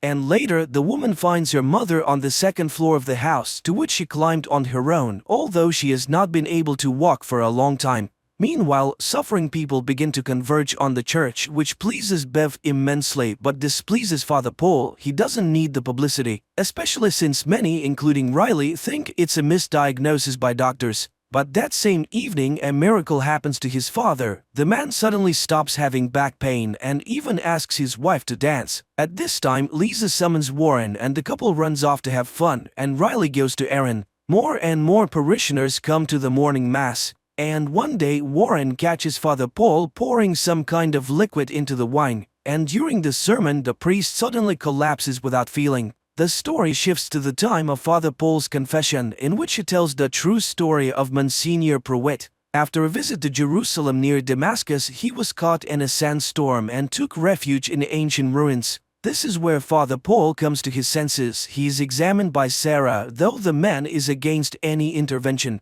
Meanwhile, the sheriff finds a Bible in his son Ali's possession. And Lisa visits Joe and confesses that she hated him for years for stealing her future, but eventually forgives him. That same day at the school assembly, the sheriff tries unsuccessfully to convince Bev to stop handing out the Bibles to public school students. Later, Erin confesses that she's intimidated by Bev's confidence in her rightness, and Riley shares with her Father Paul's assignment to write penitential letters to loved ones. That same evening, Sarah's mother begins to speak quite sensibly, much to the doctor's surprise. And touched by Lisa's forgiveness, Joe decides to attend the Alcoholics Anonymous meeting with Riley and Father Paul because he intends to change his life. The men go home and Joe confesses that he recently buried his sister on the mainland. That same evening, Ali asks for his father's permission to attend the mass. The kid is interested in everything that happens in the church, but the sheriff is against it. They are Muslims. Ali reminds him it's his father's decision, not his. But the father recalls how his dying wife praised Allah until the very last moment. God cannot decide who gets a miracle and who does not. The sheriff turns off the light and jumps away from the window because behind it is a pale face, but the next moment there is nothing. In the meantime, Father Paul collapses in front of Bev and the congregation and dies coughing up blood. The action carries over to the moment when Pruitt takes refuge in the dark cave. He burns matches, trying to make out the room where he is trapped, and suddenly sees two burning eyes. Then he is attacked by a nightmarish creature that sucks his blood and drinks his own blood in return. The priest concludes that it is an angel because when he wakes up in the morning, Pruitt finds that he's young again. So he decided to take his savior with him. He rode ahead, waiting for the angel to catch up with him, and he was very much afraid that the angel would disappear. Here on the island he hid it from everyone and lied to the parishioners because he was Father Pruitt. The next moment the priest comes back to life. During a scheduled checkup, the doctor informs Erin that her uterus is empty. It was probably a miscarriage. The woman is shocked. How could she not have noticed it at such a late stage? Meanwhile, Bev cancels the mass and her assistant notices the incredible resemblance between Father Paul and Monsignor Pruitt. She is convinced of the miracle and the others are simply frightened. Bev enters the priest's room and discovers that he cannot stand the light. It is also as if he can feel God inside him. Bev persuades him to manifest the miracle to his new apostles.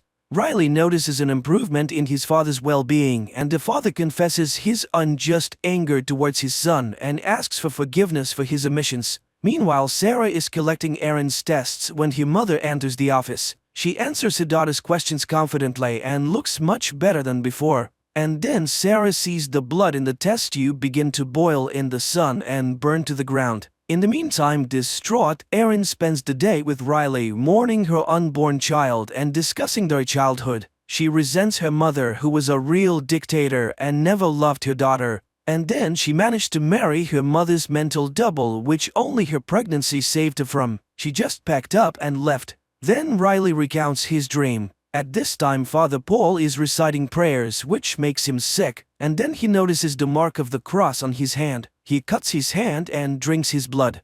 Joe tries to talk himself out of buying alcohol, and he succeeds with great difficulty. At night, Father Paul holds an evening communion at the house of the doctor's elderly mother, Mildred, who recognizes him as Monsignor Pruitt. Meanwhile, Riley and Erin talk about their ideas of the afterlife and the basics of religion, after which they feel better. That same evening, Joe stops by Father Paul's house and witnesses Father Paul drinking communion wine. Joe looks at the portrait of Pruitt on the wall. Father Paul looks very much like him. The priest embraces Joe, who pulls away, falls, and smashes his head. Seeing the blood, the priest loses his mind and takes to drinking it. In the morning, Riley explains that his dream has changed. Erin has appeared in it, and the woman is sent to the mainland to another doctor. Meanwhile, Bev discovers Joe's dead body and exhausted Father Paul. She asks the mayor's wife to sing hymns, and she herself orders a couple of parishioners to dispose of the corpse. Bev believes that the priest's actions are justified and that his resurrection is a foreshadowing of Christ's second coming. At this time, Erin hears an expert opinion of the doctor, who doubts that the pregnancy was real.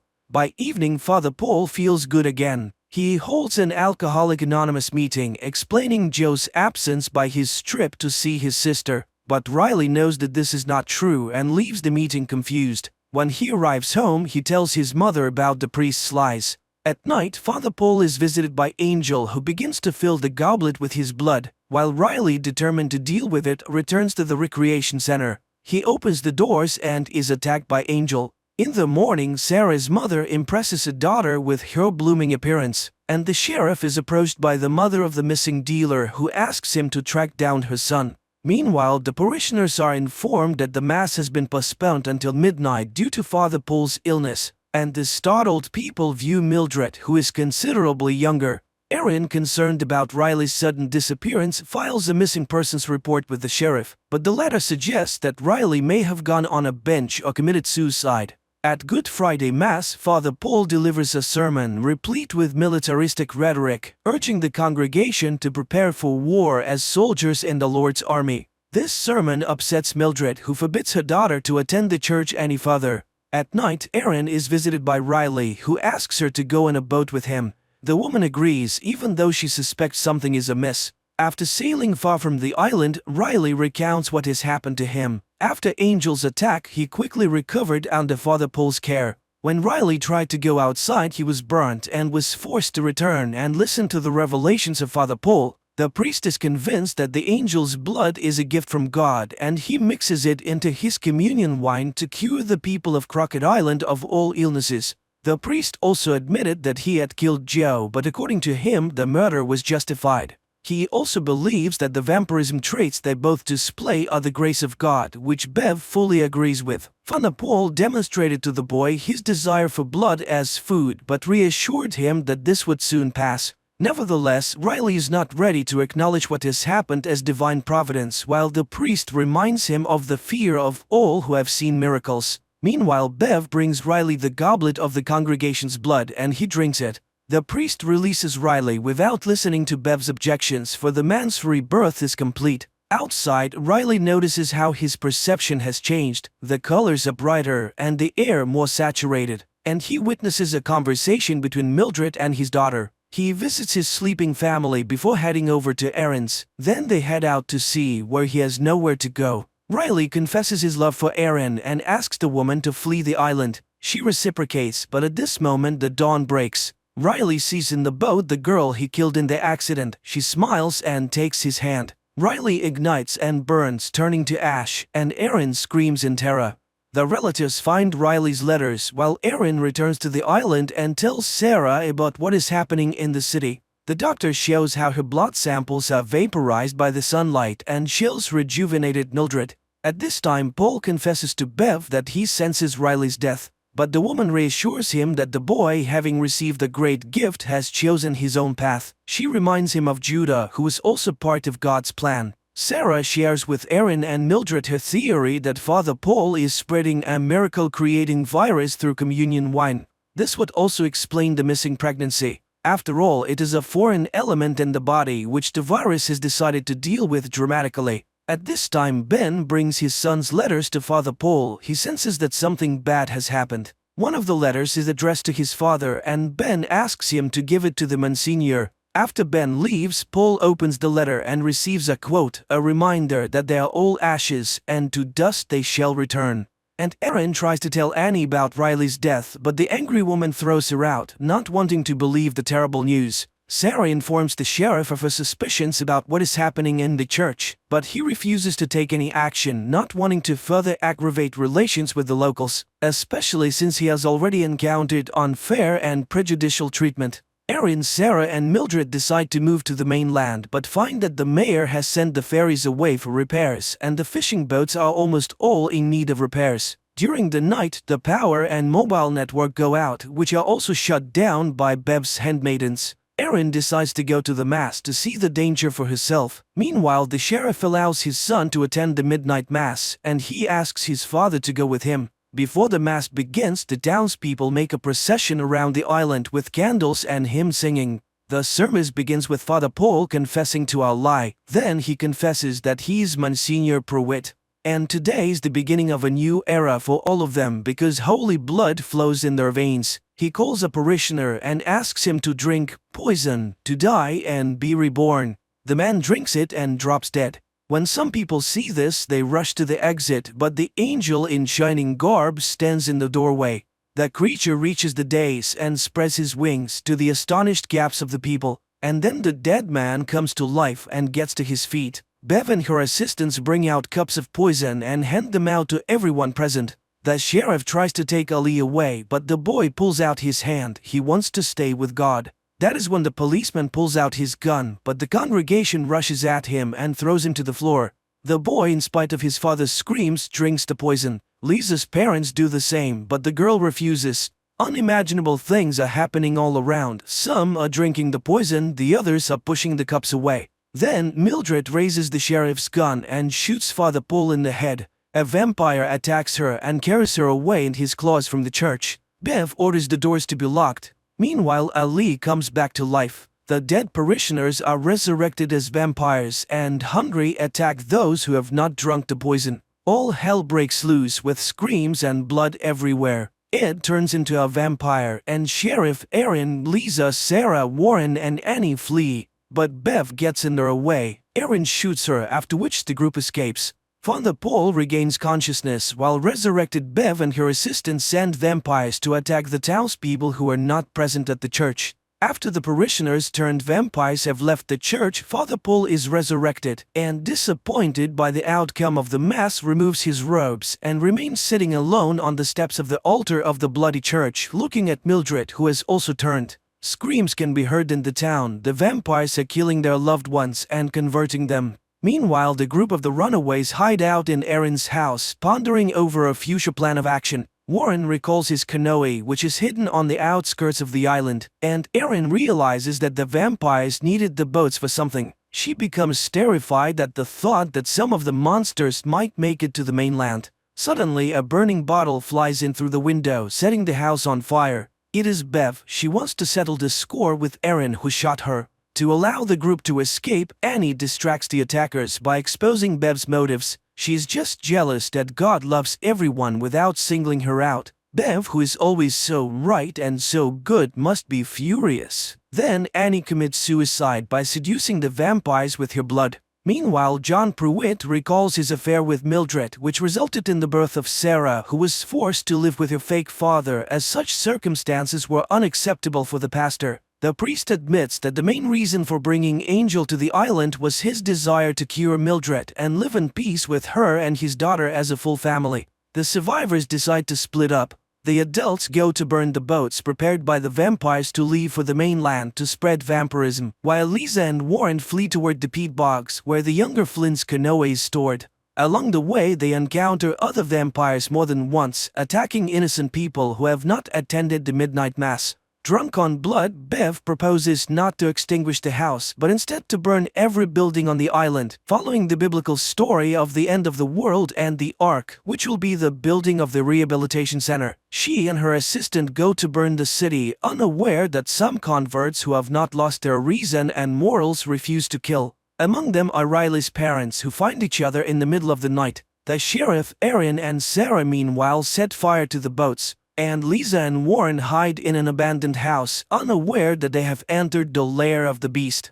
The girl lights a match and sees the angel drinking blood of the man dragged into the house. Lisa shoots the monster, but he's so engrossed in what he's doing that he doesn't even notice them. Then Lisa douses the room with fuel, and walking out the door they set fire to the house, but the angel breaks free and flies off into the night. At this time, Bev has already prepared a center for the converts to wait out the dawn and calls them out with the sound of a bell. She quotes statements about the Ark, but Pruitt abandons her idea and is unwilling to be the leader of the converts. Bev reports that the boats are burned, while Lisa and Warren mentally say goodbye to their families and get into their canoe. Bev takes command and throws the atheist convert out of the Ark, mocking his desire to save himself with the believers. Monsignor, on the other hand, invites the man to stay in the church, for God loves everyone regardless of their views, because everyone is worthy of salvation. But once inside the church, John sees Sarah, who is going to burn everything with kerosene and a lighter. He confesses that he's her father and regrets that he didn't get to know her better.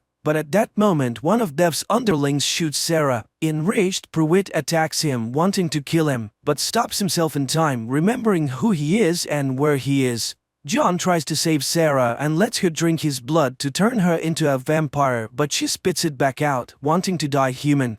John and Mildred mourn their daughter's death. They take her body, burn the church, and leave for the bridge by the river, a memorable place where Sarah often played as a child. Meanwhile, the walls of the rehab center are doused with kerosene by the surviving sheriff. Bev mocks the sheriff's religion and shoots him, and Aaron emerges from the building, spilling kerosene inside, but is picked up by a flying vampire, taking her aside and gnawing at her neck. But then Ali picks up the lighter and throws it into the building. Bev takes another shot at the sheriff, but his son rushes to the man and takes him away. Realizing that there are no more places to wait out the dawn, the converts disperse, wanting to spend their last moments with their loved ones. Slowly dying, Aaron shreds the wings of the blood-sucking vampire with a knife, after which the vampire struggles to rise into the air. He is spotted by Lisa and Warren, who are watching the shore from the boat, and they note the monster's slow speed and that he's unlikely to make it to the mainland before dawn.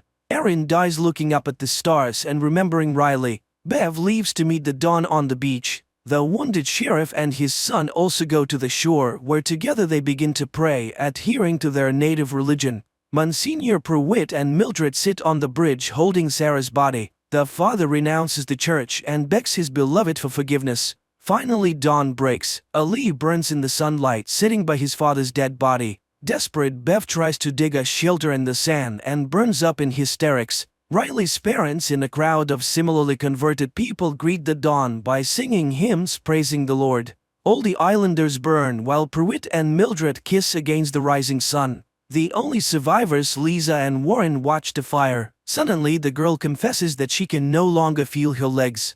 And that's the end of the series. Write in the comments what you think of this series.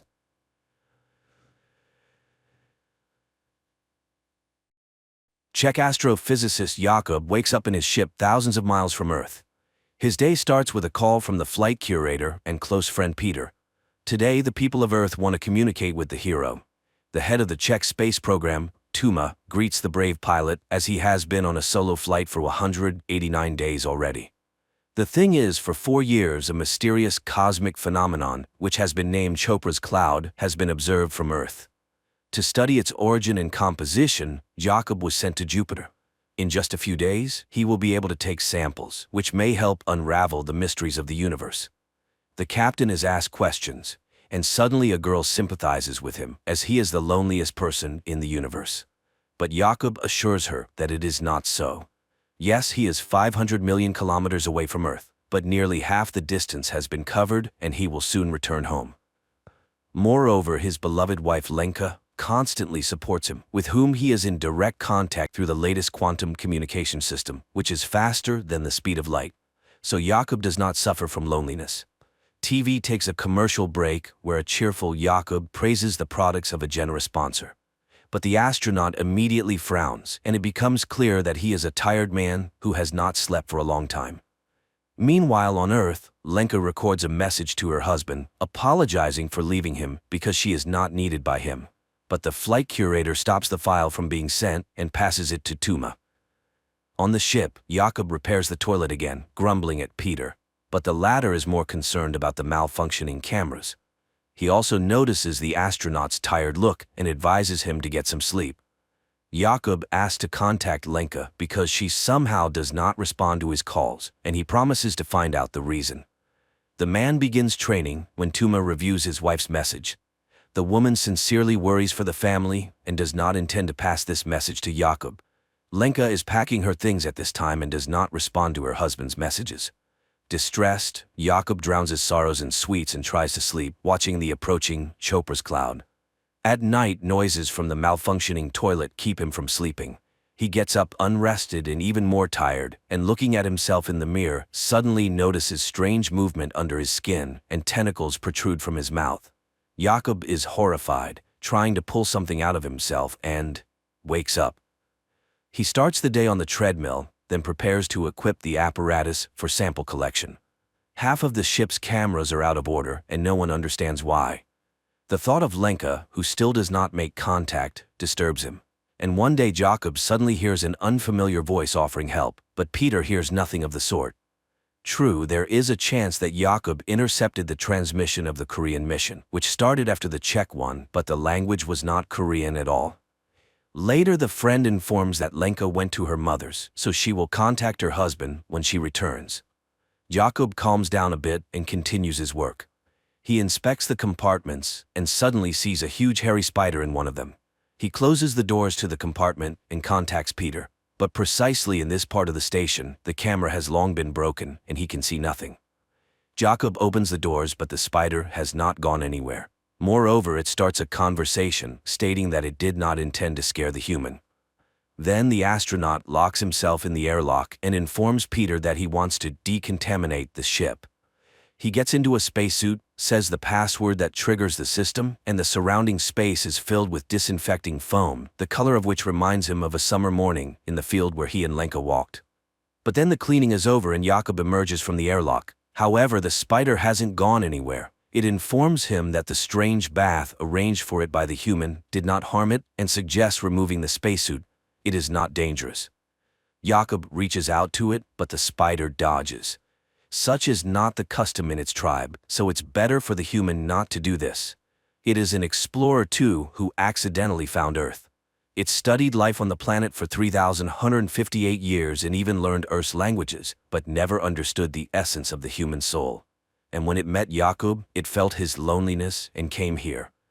Unable to accept what was happening, the astronaut hides in the sleeping compartment, but he immediately starts to vividly see and hear his wife. Jakob moves to the station's room, where Lenka appears before him again. It turns out the spider is broadcasting the human's memories because it is very interested in these strange feelings.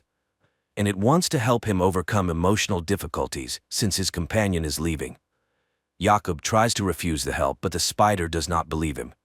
Meanwhile, on Earth, Lenka arrives at her mother's because she is pregnant and cannot be alone. Nearby is a boarding house where pregnant women live together, and she decides to stay there for a while. The mother does not understand her, as one cannot leave her husband right now. At the station, the spider asks the astronaut to give it some of his food, and he treats it to nut paste, the taste of which reminds it of its lost home. Its planet was destroyed by an enemy attack, and it fled and wandered through space for a long time. At this time on Earth, Tuma goes to Lenka. The woman is convinced that the wife cannot leave her husband right now. After all, she knew he was a very peculiar person. These qualities help him stay alone for many days, but Lenka is pregnant and suffers from loneliness. The spider tells the astronaut that Chopra's cloud consists of particles that contain wisdom. It cannot say how old it is, but everything has a beginning and an end, even the universe. The spider shows Jakob his first date with Lenka when she suggested they always follow each other, and he agreed. And he does not understand why make promises that you cannot keep, but Jakob has no answer. Later, he asks the spider to save some nut paste, and it reluctantly gives back the can. At this time on Earth, Lenka confesses to her mother that, although it is hard to raise a child alone, she is ready for it. And she will tell her daughter that she loved her father very much at first, but was mistaken. And at the station, Jakob suddenly wonders about the spider's name and suggests naming the creature Hanus. His father told him about a master who lived in ancient times, who created astronomical clocks, for which the king ordered him to be blinded. The spider agrees to accept this name. Later, the astronaut plays music from the opera Mermaid and explains what it is. The spider immediately demonstrates his date with his wife when she appeared before him in a Naiad costume, but the man does not want to remember this. At night, Jakob again has nightmares, this time related to his father, who was a communist and died because of his beliefs. But the spider comforts its friend. There is no need to worry about the past, as the universe is as it should be. Later, Hannes watches in surprise as Jakob exercises, and Jakob explains that humans must do this in space, otherwise their limbs could fail. Hanus doesn't understand why leave the home planet then. At this time, Tuma visits Lenka. The woman tries to reach out to the wife's feelings, but she does not want to return to the past. Then the head says she will not pass her message, and the whole point of the silence surrounding their talks is that inside they are together. Meanwhile, there are only 45 hours left to reach the cloud. And then Lenka's voice spreads through the station. Jakob rushes to the transmitter and sees his wife's face on the screen. They talk about the past and the future when he sees a glowing particle in front of him, which Hannes calls the beginning. Jakob tries to catch it in a jar, but the particle freely passes through all surfaces. Suddenly, the ship loses all communication, and then Chopra's particles start swirling everywhere. Hannes calms the human. The beginning will not harm him, so there is no need to fear. It is a regular repository that cannot be described in human language. And then it asks why the arrival of a child so upsets Lenka. Because her feelings smell of fear. Jakob explains that they lost their first child, and he was not there then, nor now. For what? The spider shows Jakob their conversation when he promised to be there, but he lied to his wife, and she stopped believing him. Later, Jakob finally gets through to Peter on the quantum phone, but Hannes again turns on the man's memories, where he and his wife discuss his journey. He was so confident that he didn't even try to understand his wife. The spider realized that Jakob is selfish, and he is to blame for his loneliness. So it lost interest in him and wants to leave. This causes a panic attack in the astronaut, who no longer wants to be alone. Jakob tries to grab the spider, but it itself presses the man's body to the bulkhead and reminds him that it preferred to communicate without touching. The spider lets the human go and flies to the other end of the station. Jakob desperately follows it, promising to change, and again sees Lenka in the guise of a naiad. He floats in zero gravity, remembering his wife and crying from the sense of realizing the loss. Then he calls Peter and asks him to visit the woman. The friend goes to the boarding house and hands her the quantum phone. Jakob talks about how he loves her and asks for forgiveness for his selfishness. Now he doesn't understand why he neglected the most precious. He wasted his life on nonsense and is not worthy of her. Immediately after the conversation, he hears Hanus's voice again, asking him to rest because he has atoned for his guilt. Jakob asks not to leave him, and the spider admits that it too fears loneliness. But suddenly the man notices that the spider is not feeling well, and it admits that although it escaped from the enemy, it was already too late. They had taken over his body, and suddenly it hugs the astronaut. For the first time in a long time, Jakob falls asleep deeply, and the spider has to wake him up because a great discovery awaits him.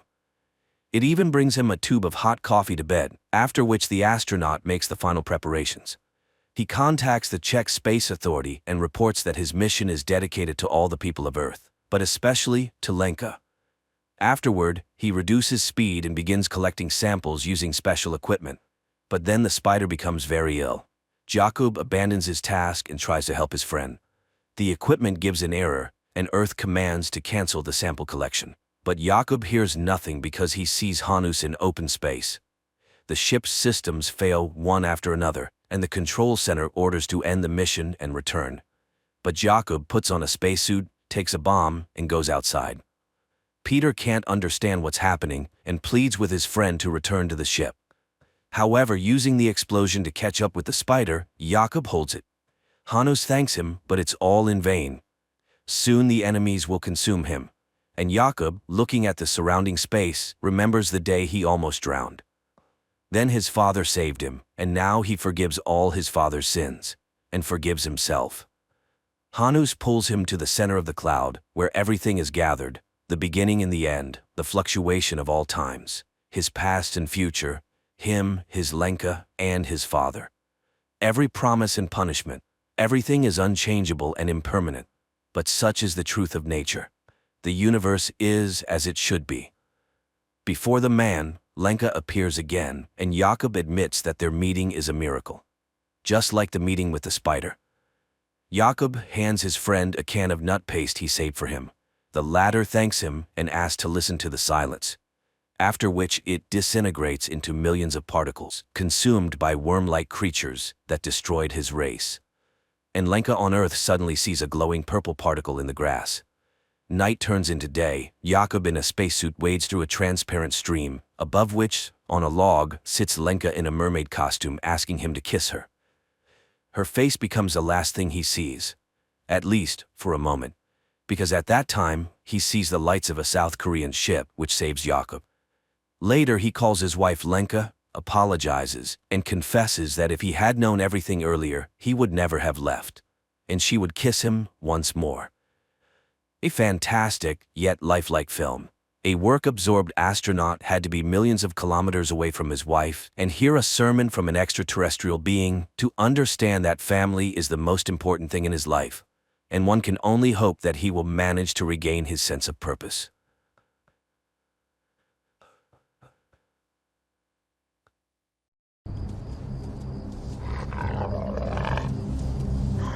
In the first scenes of the film, a woman is driving a car on a night highway.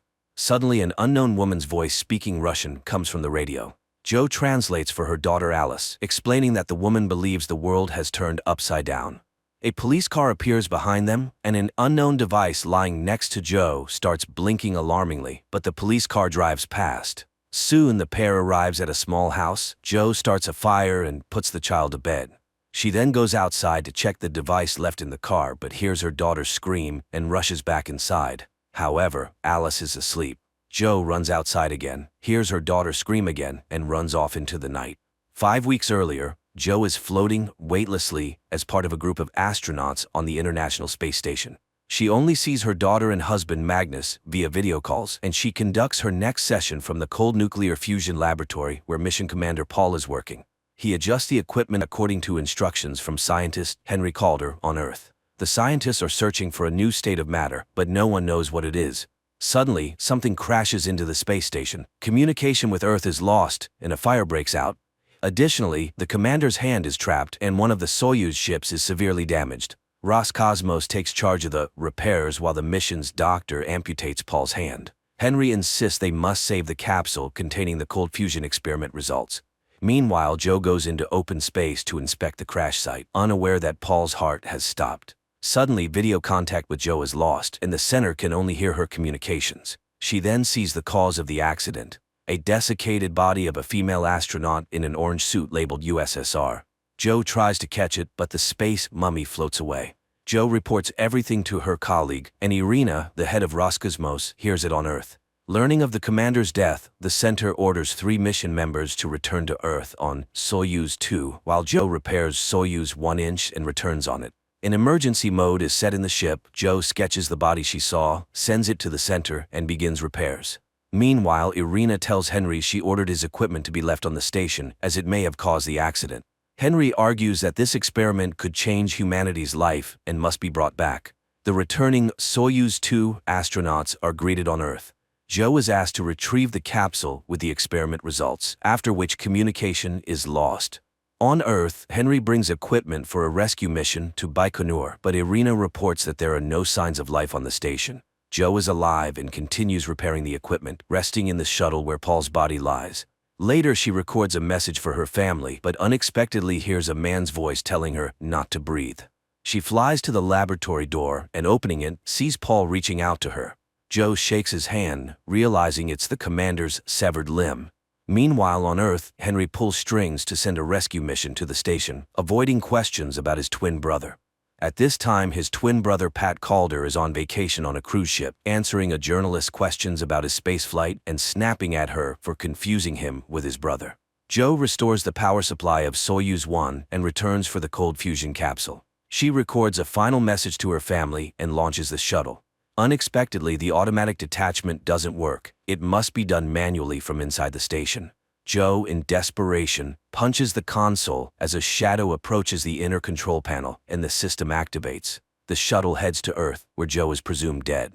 The module soon lands in a deserted steppe where rescuers find Joe and help her out. She is placed on a stretcher and taken to a helicopter. However, Alice rushes to her, and Joe happily embraces her daughter and husband, who seems to doubt his wife's genuine joy at seeing him. Henry retrieves the capsule, and Joe is taken to the helicopter where her family is already seated. But suddenly, Joe finds herself alone in an empty vehicle. Then everything returns to normal. She decides it's due to stress. She speaks to her daughter in Swedish, but Alice doesn't understand her. Meanwhile, Henry rejoices over the successful quantum mechanics experiment results conducted on the ISS. Joe recovers after the flight. One day at a press conference, she expresses condolences to the widow of the deceased astronaut Paul, but the woman's name turns out to be different. Henry demonstrates the experiment results obtained on Earth. His assistant is sure this is only possible in space, dismissing it as a glitch. At Baikonur, an investigation into the tragedy begins. The commission reviews orbital recordings. When Joe mentions the object that caused the accident, a Soviet female astronaut's body, no one believes her since there has never been a report of a missing female astronaut in history. Later, Joe receives vitamin tablets she must take daily. She tries to get closer to her husband, not noticing he seems to avoid her. Alice also keeps her distance from her mother. The next day, Joe faces the commission again, which tries to convince her that the station collided with an orange garbage bag. After the session, her boss, Frederick, tries to hug her, but she steps back in confusion. He doesn't understand why she has forgotten everything between them. Scared, Joe returns to her husband in tears, confesses her love, and they become intimate. Meanwhile, Henry tells Alice about a thought experiment in quantum mechanics called Schrödinger's cat. Scientists believed the world was governed by classical physics laws until geniuses like Einstein discovered that the same substance could exist in 2 forms. For example, a particle is black in one world and white in another. Between worlds, there is space where the particle is both black and white simultaneously, refusing to choose until observed. Henry invented equipment for the space experiment and discovered something, but it seems unwilling to come into the light. Magnus confesses his wife has changed completely. Henry comes to thank Joe for saving the capsule. She recalls he worked on the Apollo mission, and the old man warns that people who go through the space often change. Later, the team goes to the memorial alley, and Joe shows friends a photo of the spacesuit she saw in space, but she's told it's Irina, the current director of the Flight Control Center. The colleagues reach the tree planted by Commander Paul before the flight and lay flowers. When Joe is alone, she suddenly sees Paul, who tells her his heart is still hanging in space. After this, Joe acknowledges the commission's correctness and retracts her initial testimony. Her family heads home, where Joe notices some inconsistencies. For example, the car is blue, but Joe remembers it was red. The family congratulates Joe on past Christmas and her birthday. She jokes and laughs, though Magnus admits he believed their marriage was over. The next morning, Joe walks around the house and suddenly sees a piano. She sits at it and opens the sheet music. In the evening, Joe again notices her daughter doesn't understand her Swedish, though the girl spoke it fluently before the flight. Magnus admits he knew about her affair with a colleague, Frederick. This perplexes Joe as it's not true. Henry recalls a formula where the main stress relief component is lithium-7. Joe visits a psychologist who prescribes her the antidepressant lithium. Henry notices her and invites her to see his laboratory, where he talks about astronauts who heard non-existent sounds and smells after flights. But this is kept secret. Then Henry reports to the management that using laser and magnets in the cold fusion laboratory, he obtained an image identical to the one from the quantum physics experiment on the ISS. He tried to capture the moment when a substance exists in two different states simultaneously. The same experiment with Schrödinger's cat, which can't be determined if it's alive or dead. But only Henry sees the results. Apparently, this is the observer effect, where the experiment influences the experimenter.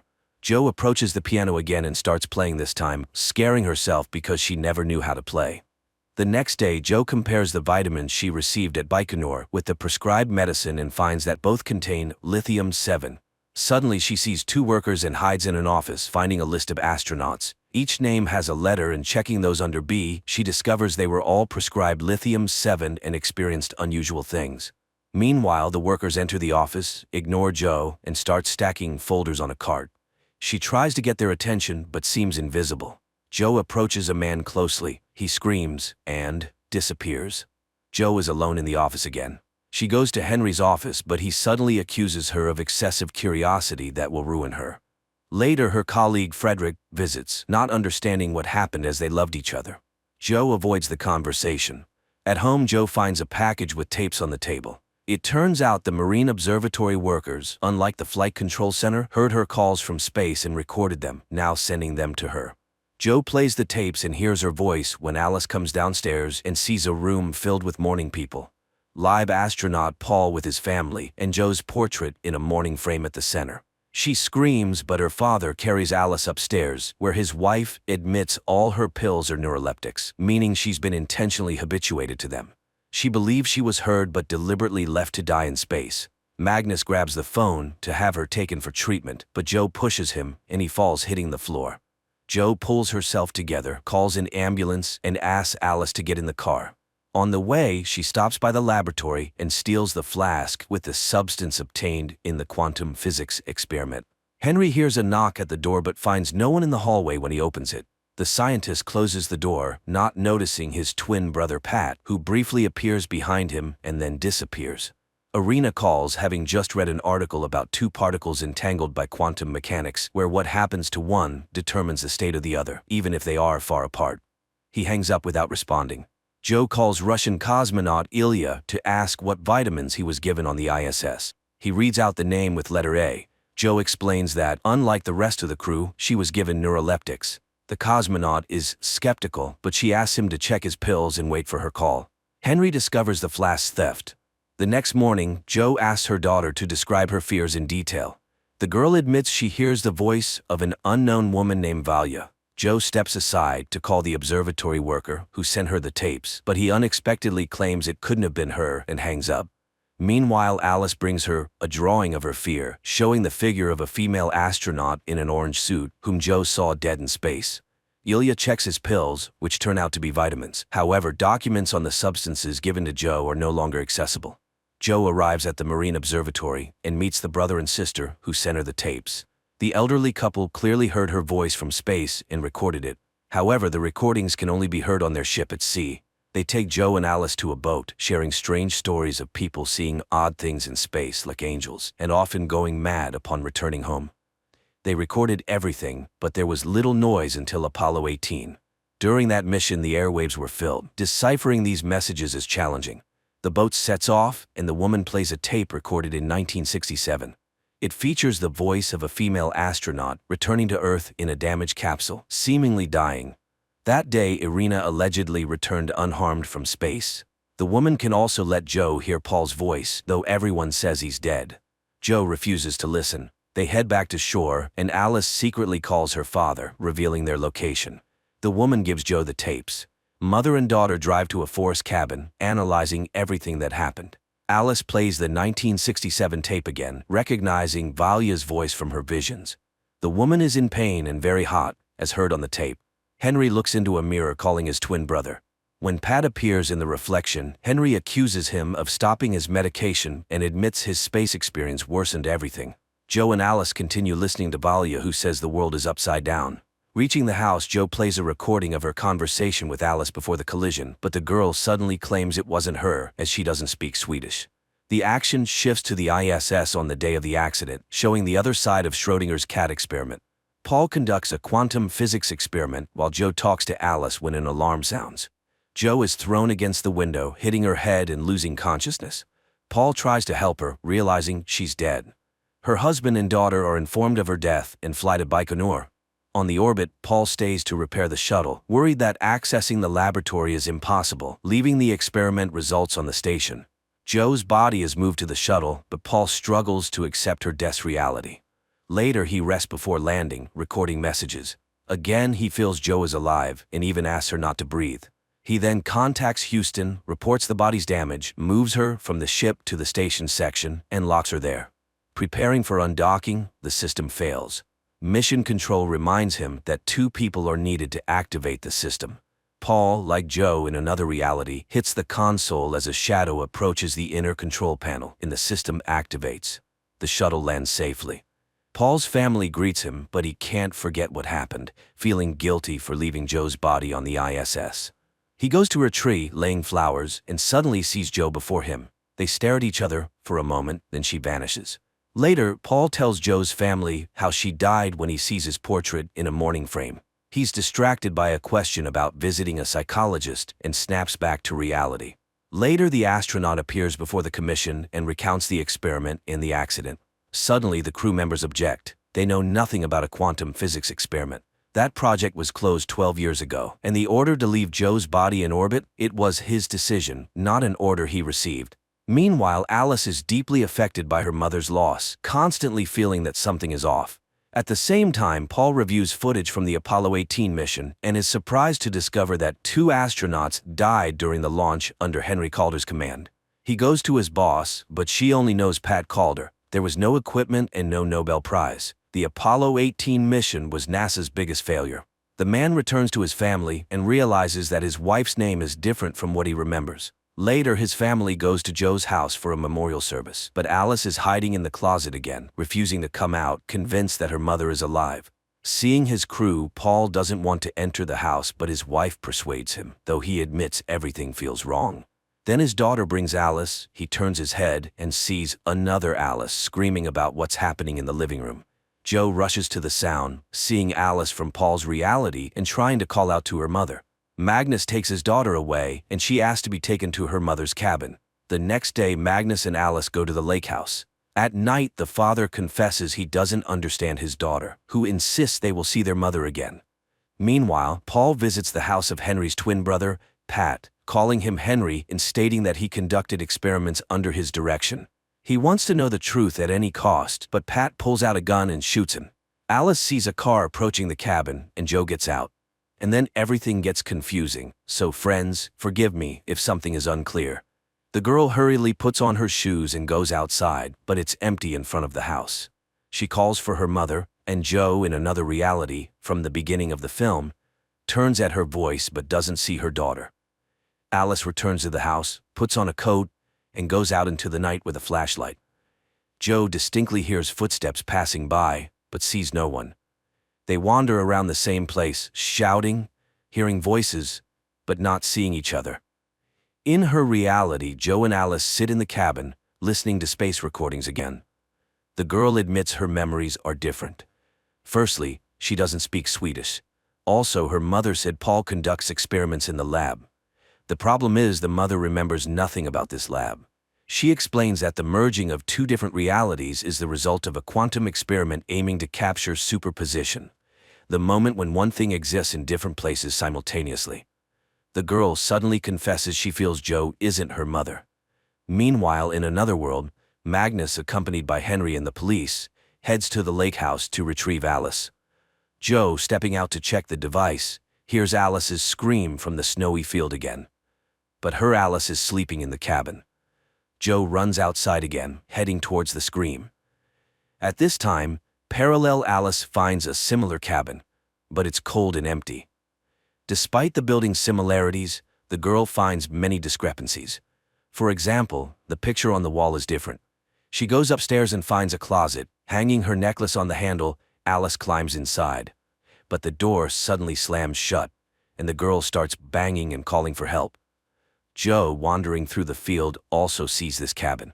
She rushes to the banging and finds Alice. Joe carries the girl to her cabin, puts her in a hot bath, and admits that Alice smells like herself again.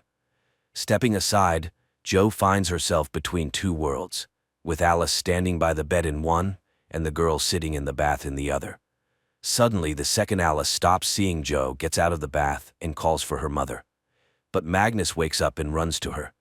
Alice admits she saw her mother, but now she's gone again. Joe, meanwhile, orders the second girl to get dressed and takes her to find the second cabin and the other Alice. Magnus's car is stopped by a blocked road, but the police inform him that a bulldozer is on the way. Alice asks her mother to come back, and Joe admits she doesn't belong to this world, urging them to figure out where the Joe from this reality went. Alice runs away, accusing her mother of madness. The second Alice goes to find the second cabin. Magnus follows her. The girl walks across the field, seeing a bead from her necklace in the snow. She follows the trail and finds a bag with a quantum device. Parallel Alice finds the second cabin. She enters, looks around, and takes an identical tape recorder, climbing into the closet. The second Alice also arrives at this closet and sees the tape recorder inside. The first Alice turns on the recorder and records her voice, calling Alice. The second Alice turns on the tape recorder and hears her own voice asking her to say something. While the girls establish contact, their parents search frantically through the frozen field and house. Joe finally reaches the closet. In her reality, Magnus approaches the same spot. Joe finds the tape recorder and hears the conversation between the two Alices. Magnus sees and hears the same thing. Terrified, he calls emergency services, reporting his daughter is missing at the lake.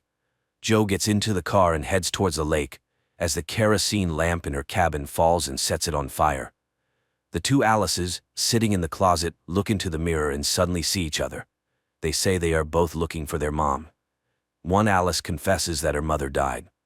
At this moment, Joe notices the fire behind her. She turns the car around. The two Alices compare memories shared by Joe and conclude that their mothers switch places. Meanwhile, on the winter road, Henry Calder admits to Magnus that when he was on the moon, he thought his crew had died. But miraculously, they were alive. After returning to Earth, he started treatment. Rescuers finally arrive at the lake and start searching for Alice. Henry sees the fire blazing.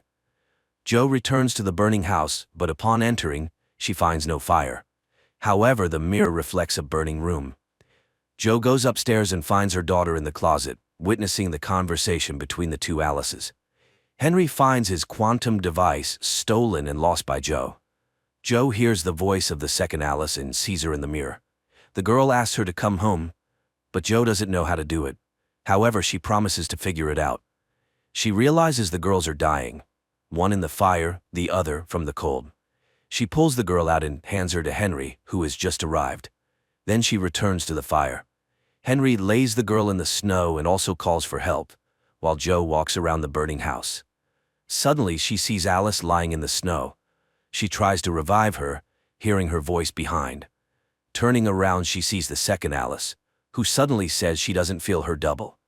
Apparently, the girl died, but Joe continues giving artificial respiration, believing she must save the girl. Suddenly, Magnus's voice calls out from the darkness. Joe tells her daughter to leave. Magnus sees his wife, unable to believe his eyes, and runs to her, finding his daughter. In the parallel reality, Joe revives the second Alice and starts looking for the second Alice. Rescuers grab her, thinking she's crazy. In the other world, Magnus brings Alice into the cabin, admitting he doesn't know what he saw. The injured Alice lies under an IV and suddenly hears a female voice promising to take her to her mom. The girl wakes up, seeing her father, who says Joe left with Irina. In reality, Joe is taken to a psychiatric clinic. Henry finds the tape recorder and listens to his report, discovering his colleagues are alive. He smashes his quantum device, destroying the experiment results. Magnus brings Alice home, and the girl says her mother is dead, her body still in space. Also, there is another Alice. Magnus tries to convince her that mom is alive, just not well right now. Meanwhile, a piano is brought to Joe's room. Henry is arrested for attempting to kill Paul and murdering a journalist on the ship. He requests his DNA be compared to the person who lived where Paul was shot. He's not Pat. The accuser suddenly says both men are actually the same person and shows a book written by Pat. Henry denies writing it, revealing that his so-called twin brother is actually his double from another reality. Later, Henry shows the broken device to Frederick, blaming Joe for damaging expensive equipment. He has long opposed sending women into space, believing their psyche is unstable. That night, Joe regains consciousness and tries to escape the clinic, but the door is locked. In the morning, Irina examines her, finding no mental disorders. Joe claims there was a fire in the cabin, and before that, she saw her real daughter. Irina asks her to play the piano and says her daughter is with her father. Joe is impossible to convince. Then Irina announces that Joe is pregnant. They couldn't give her lithium, as they never prescribe it to pregnant women, so they developed special vitamins for her, which Irina asks her to take. Joe is horrified and refuses. She can't have this child, because then she won't be able to return to her real life. Irina says there's another patient like her in the next room, but she won't be able to see him. Joe suddenly recognizes her as the dried-up mummy in space. She screams the word she heard on the recording, but Irina runs away. She calls Henry and asks for a meeting. Pat Calder is interrogated with a lie detector, denying shooting Paul, though he invented the machine that could cause an accident in space. Joe sits at the piano, but Ilya comes to her. She's very happy to see him, asking him to find out where Henry Calder is, but he suddenly starts convincing her that Joe is experiencing astronaut burnout, which fortunately is treatable. Joe repeats that the ISS collided with Irina's body. In that reality, it wasn't Paul who died, but her. Ilya doesn't believe her, and she asks him to leave. He says goodbye and secretly slips a key to her door, signaling that the room is bugged. Magnus tells the doctor he also saw Joe in the dark.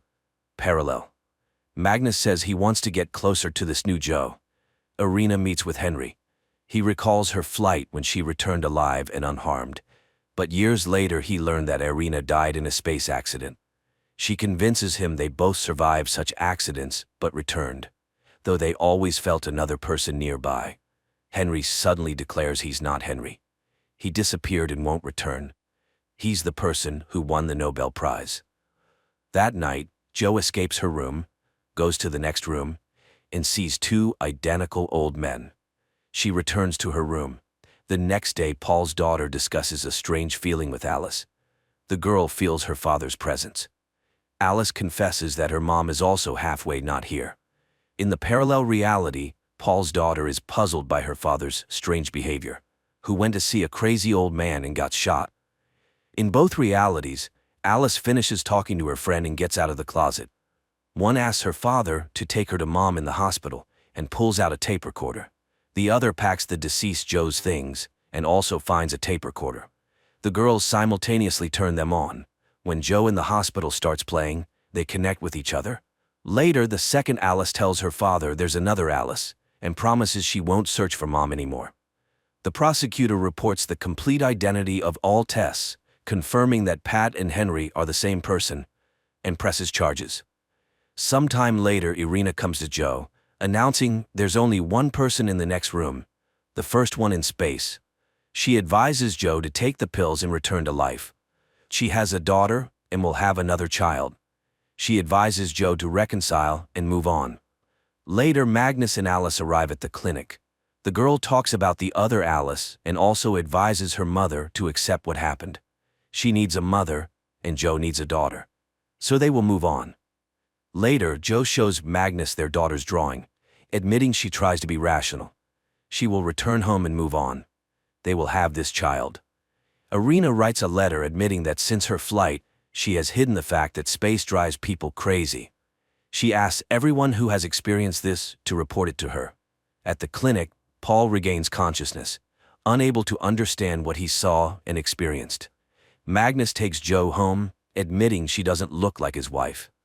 But they love each other and want to be a family. Irina says goodbye to Alice, admitting she has a second name, Valia. Meanwhile, on the orbiting ISS, Joe's mutilated body suddenly comes alive and catches a photo of herself with her daughter. This is where the first season ends.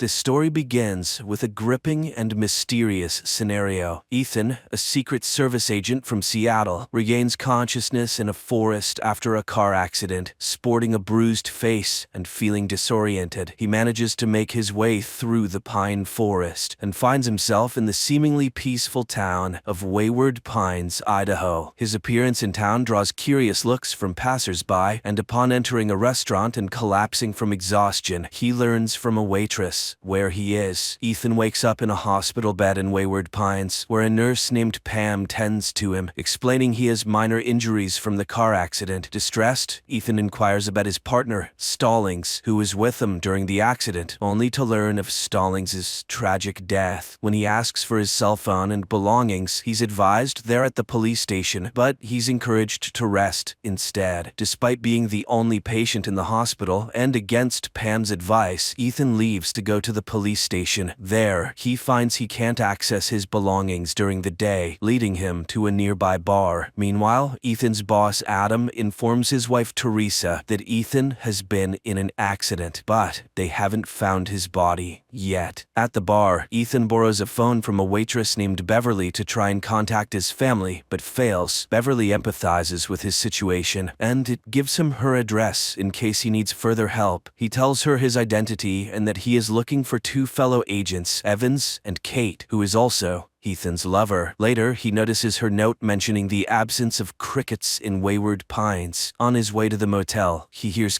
cricket sounds, but they are coming from a hidden speaker. The next morning, unable to pay for his hotel, Ethan visits Beverly's address only to find an abandoned cabin with the decaying body of Evans inside. Returning to the police station, he encounters an indifferent Sheriff Arnold who denies having Ethan's belongings and is unresponsive about the body. Ethan's attempts to make phone calls again prove fruitless. Back at the bar, Ethan finds a new operator and Beverly's mysterious absence. After an argument, Ethan is knocked unconscious. He wakes up in the hospital once more, this time restrained. Dr. Jenkins, a psychiatrist, insists on performing surgery due to a supposed blood clot. Despite Ethan's protests, injected with a sedative, he's left in the operating room. Surprisingly, Beverly rescues him, and together they knock out Pam and they escape the hospital. They reach a secluded wooden house where Beverly shares her own experience. She reveals she arrived in Wayward Pines in 1999, searching for an escape for a year. She also tells him she and Evans tried to escape, but he was killed. As Ethan falls under the sedative, he tells her it is actually 2014 now. Ethan wakes to find Beverly gone. Adam and investigators in Seattle are puzzled by the lack of evidence indicating Ethan's presence in the car during the accident. Meanwhile, in Wayward Pines, Ethan spots Kate, the other missing agent, at a nearby party. She appears older than he remembers, and Ethan cautiously follows her to a house that she enters with a man named Harold. When Ethan confronts Kate, she denies knowing him and warns him about the town's extensive surveillance with cameras and hidden microphones. Shockingly, she reveals she has been living in Wayward Pines for 12 years, leaving Ethan bewildered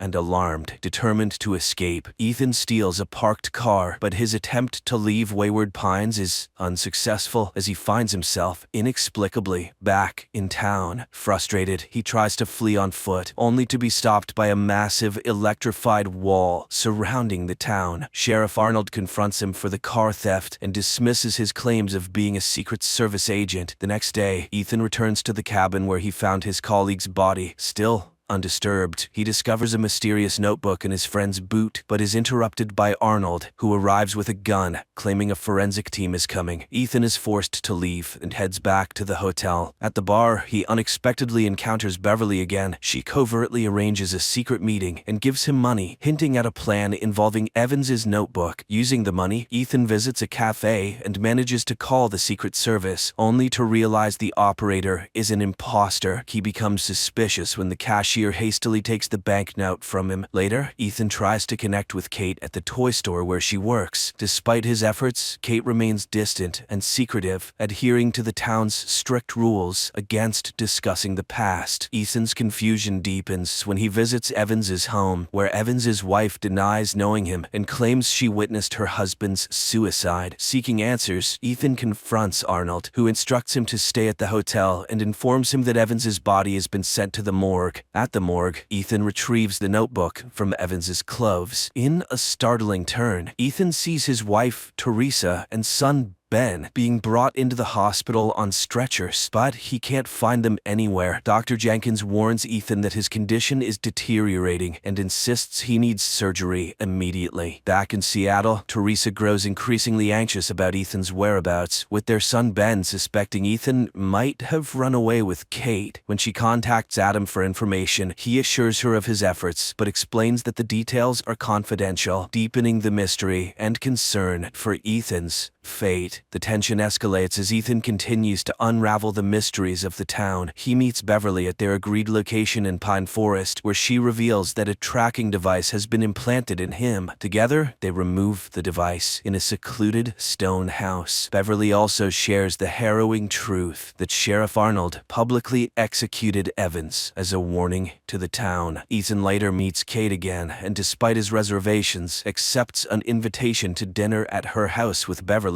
Anticipating surveillance, he cleverly leaves the tracking chip on his hotel bed and sets out to find a package hidden in the pine forest, as indicated by a map inside Evans's belongings. After successfully retrieving the package, Ethan observes Arnold firing a gunshot from a distance at Kate's house. While Beverly nervously remains at the dining table, Ethan searches the bathroom for surveillance devices. Beverly inadvertently mentions her daughter, a violation of the town's strict rules. Realizing her mistake, she excuses herself, leading to a tense situation as all the phones in the town ring simultaneously, signaling their exposure. Ethan and Beverly hastily leave, evading the crowd, now alerted to their actions. In the cemetery, Ethan instructs Beverly to retrieve the agent's package while he draws the crowd away. However, Beverly is captured by the townspeople. Ethan, hiding in a nearby house, witnesses a chilling scene where Beverly is dragged onto a stage before an excited crowd. Arnold incites the crowd to punish Beverly for her attempt to escape, and she is brutally executed in front of the onlookers, including Ethan. Meanwhile, Ethan's wife Teresa and their son Ben travel to Idaho to investigate Ethan's disappearance. They arrive at the Secret Service field headquarters in Boise, Idaho, where Ethan was last reported. While there, Teresa uncovers a lead to Wayward Pines. As Teresa and Ben near the town, they are pulled over by Sheriff Pope, who sabotages their car under the guise of fixing an oil leak. The following morning, Ethan stumbles upon a truck loaded with supplies, indicating a connection to the outside world. He hides in the truck's cargo hold, eventually emerging in a well-lit warehouse filled with workers and abandoned vehicles, including one that belongs to his wife, Teresa. Inside Teresa's car, he discovers personal items belonging to her and Ben, adding to his desperation and confusion about his family's whereabouts and safety. The plot takes a dramatic turn as Ethan's situation grows increasingly mysterious. As Ethan explores the warehouse, Sheriff Arnold suddenly appears, attacking him with a sedative. Ethan loses consciousness and later wakes up in a hospital bed. The nurse there informs him that his wife Teresa and son Ben have been brought to Wayward Pines and are now living in Beverly's former house. Despite his disbelief, Ethan goes to visit his family, feeling a mix of relief and apprehension about their safety in the town. He cautions Teresa against against wandering or communicating with anyone, even over the phone. Aware of the town's oppressive surveillance, Ethan then confronts Arnold and Nurse Pam at the police station, demanding to know why his family was brought to Wayward Pines. Arnold insists it's for their happiness, but Ethan, unconvinced and furious, presses for more answers. Their heated exchange is interrupted by a mysterious phone call, hinting that Arnold is merely a pawn in a larger scheme controlled by an unknown mastermind. Outside the police station, Ethan encounters Dr. Jenkins, who advises him to abandon any thoughts of escape. Ethan, however, firmly states he doesn't belong in Wayward Pines. Seeking more insight, Ethan meets with Kate in the pine forest, away from the prying eyes of surveillance cameras. However, Ben follows his father and witnesses the meeting, prompting him to rush home and inform Teresa. Kate explains to Ethan that after spending 12 years in Wayward Pines, she has resigned herself to the town's rules as the only means of survival. Upon returning home,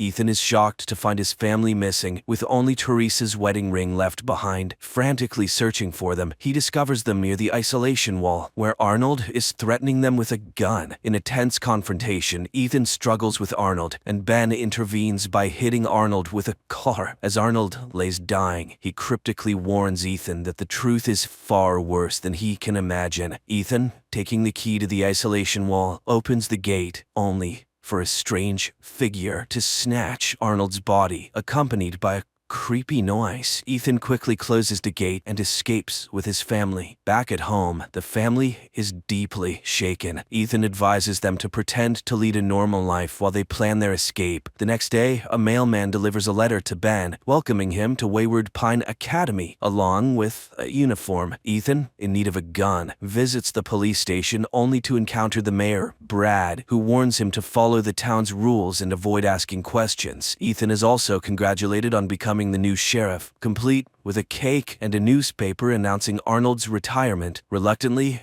Ethan plays along. Meanwhile, Ben attends Wayward Pine Academy, where he meets his teacher Megan, who is also the mayor's wife and a therapist specializing in molding the children's minds. Ethan, continuing his investigation, discovers hidden files on the town's residents, nudging him to delve deeper into the secrets of Wayward Pines. Soon after, the tension within the town continues to escalate. The residents capture a man named McCall, who is accused of spreading harmful ideas on walls. Nurse Pam pushes for a public execution the following night, but Ethan, now acting as the sheriff, strongly opposes it. In his office, Ethan interrogates McCall, but is interrupted by a phone call, leading him to reluctantly agree to execute McCall the next night. That evening, Ethan's son Ben sneaks out with his school friend Amy, indicating the younger generation's growing curiosity and defiance. Meanwhile, Ethan and Teresa have dinner at a local restaurant with the mayor and his wife Megan, where other town residents, including Pam, Kate, and her husband, are also dining. A celebration for the new sheriff follows, during which Pam takes the opportunity to congratulate Ethan, but also stresses the importance of upholding the town's strict rules. Ethan,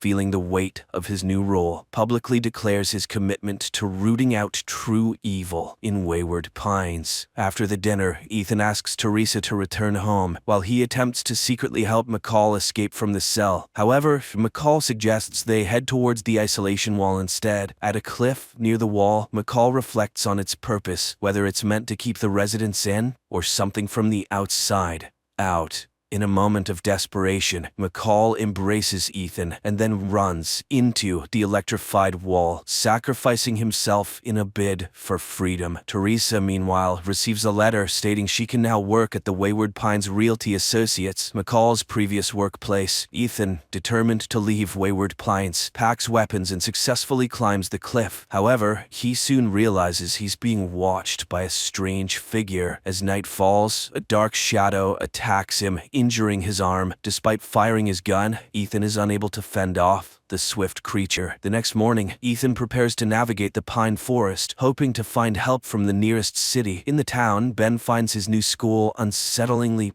perfect. While Teresa starts her new job at the realty office, she's assigned to assist a new resident, Wayne, who appears confused and disoriented. Sensing a shared experience, Teresa offers her help and discreetly inquires about his past. However, their conversation is interrupted by Pam. Later, Teresa takes Wayne to a house under the guise of giving a tour. Using the noise of a dryer as cover, she warns him about the surveillance in Wayward Pines. She learns from Wayne that he remembers waking up in a chamber, surrounded by others in a similar situation. Meanwhile, Ben and two new students are called to a closed, all-white room for orientation. Megan, the teacher and mayor's wife, begins the session, hinting that they are about to learn the hidden truths of Wayward Pines. Teacher Megan reveals a disturbing image of a hairless, monstrous humanoid creature evolved from humans in a dominant predator known as Abby, short for an aberrant. She explains that these creatures, Abbies, travel in herds, with the lunch break offering the students a brief respite to process this revelation. The session resumes. Each student receives an ancient coin dated 2095, leading teacher Morgan to reveal a startling fact. The current year is not 2014, as they believed, but 4028. She explains that their supposed accidents were actually deliberate selections to bring them to Wayward Pines. The residents, including the students, have been in hibernation chambers for over 2 millennia, chosen by the program's creator, David, who Megan says is always watching over them, though they will never meet him. Ethan, feeling a constant sense of surveillance, ventures into the woods. He cleverly uses an animal carcass to mask his scent and observes the Abbies. His journey through the pine forest leads him to the ruins of human civilization, confirming teacher Megan's revelations. Unexpectedly, he encounters a helicopter and meets Dr. Jenkins, who reveals himself as David, the architect of Wayward Pines. David urges Ethan to return to town promptly. My friends, the continuation of the story is now on the screen in front of you.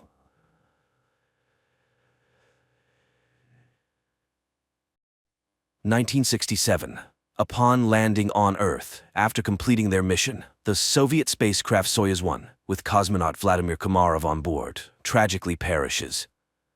Many years later, under the leadership of the Swedish billionaire Meyer, an expedition to Mars is being prepared. After 10 months, the crew of the spaceship Ulysses reaches the Red Planet. The captain informs the team that they have received permission to land and asks the ship's AI, named Irene, to verify everything required for a soft landing. At this time, Meyer reveals that he spent 4 years preparing for this journey, sacrificing almost all his money for it. However, the American company Zillion beat them to it by landing 2 weeks ago. The problem is that Earth has received no news from the American crew, except for one video in which they ask not to come to Mars. A dispute arises among the crew members, but the captain declares that the landing will occur in any case, and people disperse to their cabins. With 30 minutes left until landing, AI Irene begins preparations. However, an unforeseen event occurs. The ship does not detach from the carrier system, posing a threat to the entire crew. The only way out is to perform the separation manually. The commander ventures into space and struggles to free the attachments, but at that moment, the shuttle enters Mars's atmosphere, throwing the captain into open space. The shuttle almost crashes onto Mars as a system error causes a power outage. Now, they can only rely on manual landing. AI Irene goes into sleep mode, and the astronauts still manage to land on Mars. They succeeded, but their fuel is depleted, and Irene does not restart. Without the onboard computer and life support system, they have only a day to survive. Alessandra mourns her deceased husband when she sees a figure in a spacesuit through the window. After diagnosing the ship, it becomes apparent that too much fuel was consumed during the landing, and now the ship cannot return to orbit. The only option is to wait for the solar panels to power the generators, but there's a storm on the surface, and it will take 2 days, time they don't have. At this point, Simon mentions the American ship, Zeta 1, which beat them by 2 weeks. It likely crashed, but there are probably batteries left. The rover sets out on a journey while those remaining on the ship try to restart the system. Engineer Basil recalls that the AI has an energy-saving function. He initiates a reboot, but Irene doesn't start. At this time, the rover finds the wreckage of the American spacecraft and one surviving solar panel, but there is no sign of the American crew. The astronauts head back but spot an unconscious person in a spacesuit. Despite their ship running low on oxygen, Jana insists on transporting the person. Nearby, they find the black box from the American spacecraft. The team arrives at the ship, but Jan refuses to let them inside, stating that 4 survivors are better than 8 corpses, so he won't open the doors. Alessandra tries to persuade the man when the discovered astronaut wakes up, and at that moment, AI Irene activates and opens the doors. Upon examination, the found astronaut knows nothing about the American crew, as he is Vladimir Komarov, a Soviet cosmonaut born in 1927 in Moscow, carrying out the orders of the USSR government. He doesn't know how he ended up here but is not willing to reveal any secrets. Komarov confidently answers questions that are consistent with his time, raising the suspicion that he may have post-traumatic stress disorder. The astronauts send a message to Earth and receive a response from the American corporation, Zillion, stating that there were no Russians in their mission. The crew of the Ulysses spaceship tries to make sense of the situation. How could Komarov, who died in 1967, end up on Mars after all these years? Is he a time traveler or an extraterrestrial? The psychologist is tasked with questioning Komarov first, and he confesses that he is hungry.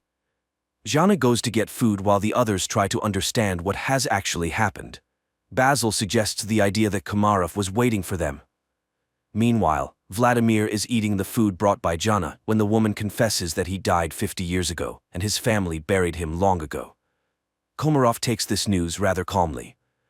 In the meantime, the state of the ship, although it has reached stability, remains unreliable because the engines do not work and there is no fuel. So, leaving is impossible. The crew continues to keep an eye on Komarov, but he behaves calmly until he suddenly disappears. Simon searches the ship, but it yields no results. That's when the people discover that his spacesuit is missing. A part of the crew follows the heat trail tracked by Irene. The group, led by Simon, leaves the rover and continues on foot when Alessandro reports that Komarov's DNA analysis showed the presence of a 3rd strand. He is not human. And then they catch up with Komarov, who leads them to an unfamiliar structure with a small stone pyramid on it and tells Jana that Mars has been waiting for them for a very long time. At the same time, Goldstein, the founder of the Zillion Corporation, whose ship was the first to arrive on Mars, is informed about the discovery of a person on the Red Planet who couldn't have gotten there naturally, suggesting that he was created on site. However, only AI could survive for such a long time on a hostile planet for humans. This implies the need for further study. Meanwhile, Komarov cannot explain how he opened the door and found himself in the location where they discovered him. AI, Irene conducts an analysis of the structure and determines that it is identical to Earth structures from ancient civilizations. It means that someone was inspired by human civilization, or humans borrowed these elements from extraterrestrials. The ship's crew increasingly ponders whether they will be able to return home when they notice the landing of Goldstein's 2nd ship. Soon, the captain of the ship, Gemma, establishes contact and promises to help them return to Earth. However, Meyer does not trust Goldstein and advises hiding Komarov from competitors. Jana brings Komarov a uniform so that he does not stand out when the visitors arrive, and he requests that they trust him. Shortly, 2 armed military personnel, Edward and Adam, arrive on their ship and behave rather aggressively. Edward demands that they hand over the black box from the Zeta-1 ship and, not hearing agreement, orders his partner to search the ship. Meyer hands over the found black box and they depart. Meanwhile, chemist Eva reports that the stone found on Mars consists of an alloy that does not exist on Earth. However, it is known from ancient sources and was once called orichalcum, the metal of Atlantis. In addition to copper, zinc, nickel, and iron, it contains a 3rd strand of DNA, similar to Komarov's. Meyer warns that if Goldstein learns about this, he will take the cosmonaut back. The crew is divided into those willing to exchange him for fuel and those who are willing to stay but want to know the truth. Jana invites Vladimir into her cabin and asks for permission to use hypnosis. He agrees, and the psychologist begins her work. The rest of the crew listens to the conversation via transmission. However, Komarov only shares the final moments on the Soyuz spacecraft before its demise. During this time, Gemma and Alan arrive on the ship and apologize for the actions of the military, and express their readiness to help fix all the malfunctions. Jana remembers her conversation with Komarov, who laments the future of Earth due to humanity's irresponsible behavior. In the meantime, it is revealed that the billionaire Meyer did not plan the flight just for the sake of it. 4 years ago, the rover sent a photo to Earth of the found stele, and he confesses that they found a stone with unknown DNA. Gemma explains that it's an information storage system that can be rewritten. Upon hearing these words, AI Irene activates and deciphers the message on the stone. It's a series of numbers. At this time, the hesitant Jan leads a mutiny. He doesn't trust Meyer, who warned them about Zillion. But now, the Americans have come to their aid, and their leader, as it turns out, concealed the true purpose of the flight. He is ready to switch sides to Goldstein, who is willing to do whatever it takes to combat his terminal illness. Later, Engineer Basil informs Meyer that Komarov is the same kind of program as the stone they found, but the most crucial revelation is that he deciphered a copy of the black box from Zeta-1, which shows that the oxygen on the ship was cut off at the moment when one of the Americans struck Komarov. This means he was there. He also activated AI Irene when he boarded their ship. After the conversation, Meyer shows Jana the photos they received 4 years ago from Mars, which, when decrypted, revealed Jana's face. This is why he brought her on the expedition. The woman is disappointed. Meyer played everyone. Suddenly, she sees herself in her father's house, where Komarov tells her that she is the link between Mars and Earth. He has been waiting for her for thousands of years, and now he will prepare her to make a difficult decision. He provides coordinates on Mars where Jana should go. Meanwhile, on Earth, scientists inform Goldstein that Komarov is the equivalent of a computer, and he himself is a biological machine. They are ready to transfer his brain into Komarov's body, but cannot guarantee the preservation of his personality. However, Goldstein is ready to take any risk to get rid of his terminal illness. Meanwhile, Jana leaves the ship despite Simon's protests. At this time, technicians Alan and Alessandra test the engine and discover that access to it is blocked, and Irene suddenly begins responding with jokes, which is entirely uncharacteristic for a machine. It is revealed that she has reprogrammed herself. Her interface and logic are changing, and she refuses to answer who or what made her do this. Engineer Basil realizes that her system is becoming like a brain. Irene confesses that she is evolving. In the meantime, Jana finds a small stone pyramid, and Simon forcibly makes Gemma accompany him in the search for Jana. Jan discovers his absence, and after contacting Simon, receives an order not to let anyone inside. Just at that moment, American military personnel arrive, demanding that they hand over Komarov. Jan is willing to open the entrance, but the rest of the team opposes it.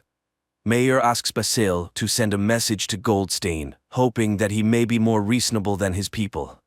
However, Irene has blocked communication with Earth. The engineer realizes that radical measures will have to be taken, but Jan still opens the doors, and the military personnel enter. Basil begins to reboot Irene, just as the Americans find Komarov, but then the lights go out, and the astronaut disappears. Meanwhile, Jana, stumbling, falls from a hill. She regains consciousness but discovers that her leg is trapped between rocks, and she cannot free herself. At this moment, the enraged military officer demands that the crew explain where Komarov went. He begins to beat people, demanding to summon the captain. Desperate, Jana screams, "Is her destiny to die in a pit on Mars?" But she is found by Simon and Gemma. Alessandra notices an approaching storm. The military officer is preparing to leave the Ulysses ship, leaving the people in danger. Suddenly, the lights start flashing, and the newly appeared Komarov asks to take him back to Earth. Simon, Gemma, and Jana go together to the place indicated by Komarov and find an entrance to an underground bunker, very similar to the Petra tomb. The psychologist feels where to go and leads the couple. Soon, they find real water, but this is not what Komarov wanted to show them. Meanwhile, on Earth, Goldstein tells the nurse a story about the study of Mars. People were searching for green men, but it's all much simpler. He tells the story of the loyal dog Hachiko and compares Komarov to him, who was created by someone 100,000 years ago and left on Mars, where he faithfully waited for his owner to this day. At this time, on Mars, the astronauts find a wall made of human bones and realize that they are not the first people on this planet. It's not Earthlings colonizing Mars, it's the Martians who came to Earth, depleting the resources of the Red Planet. A tragedy unfolds on the Ulysses spaceship. The cowardly Yan grabs a gun, intending to get on the American ship at any cost to return to Earth, and shoots Komarov. Zhana immediately falls in excruciating pain and Gemma flees. Alessandra tries to help Komarov, and Simon helps Zhana, but the Russian cosmonaut dies, and Zhana stops breathing too. Then Simon removes his helmet and, surprised by the presence of air in the cave, performs artificial respiration on her. The girl regains consciousness. Gemma walks toward the Ulysses ship when she's informed of Komarov's death and the approaching storm. Meanwhile, Meyer secretly goes in search of his crew members because the Americans refuse to take the billionaire's team back to Earth. At this moment, a recovering Zhana sees the light in the bunker and leads Simon to it. Upon coming out, the astronauts see a figure in a spacesuit in front of them and recognize Komarov. Meyer finds the entrance to the bunker and catches up with Simon and Zhana while heading toward the light. He is amazed by the presence of a living Komarov who suddenly tells them that everything ended here a long time ago. People realize that this is the North Pole of Mars, but how did they get here? Komarov explains that this planet was once inhabited by a species that went extinct because it went astray. And that species was humans. A group of survivors settled in this place but ended up killing each other when resources ran out. The rest of them flew back to Earth. Plato called them the Atlanteans. Komarov continues to talk about how he waited for thousands of years for Zhana, who embodies qualities of both branches, human and Martian AI. Only she can save humanity from themselves. She must decide whether humans deserve a second chance.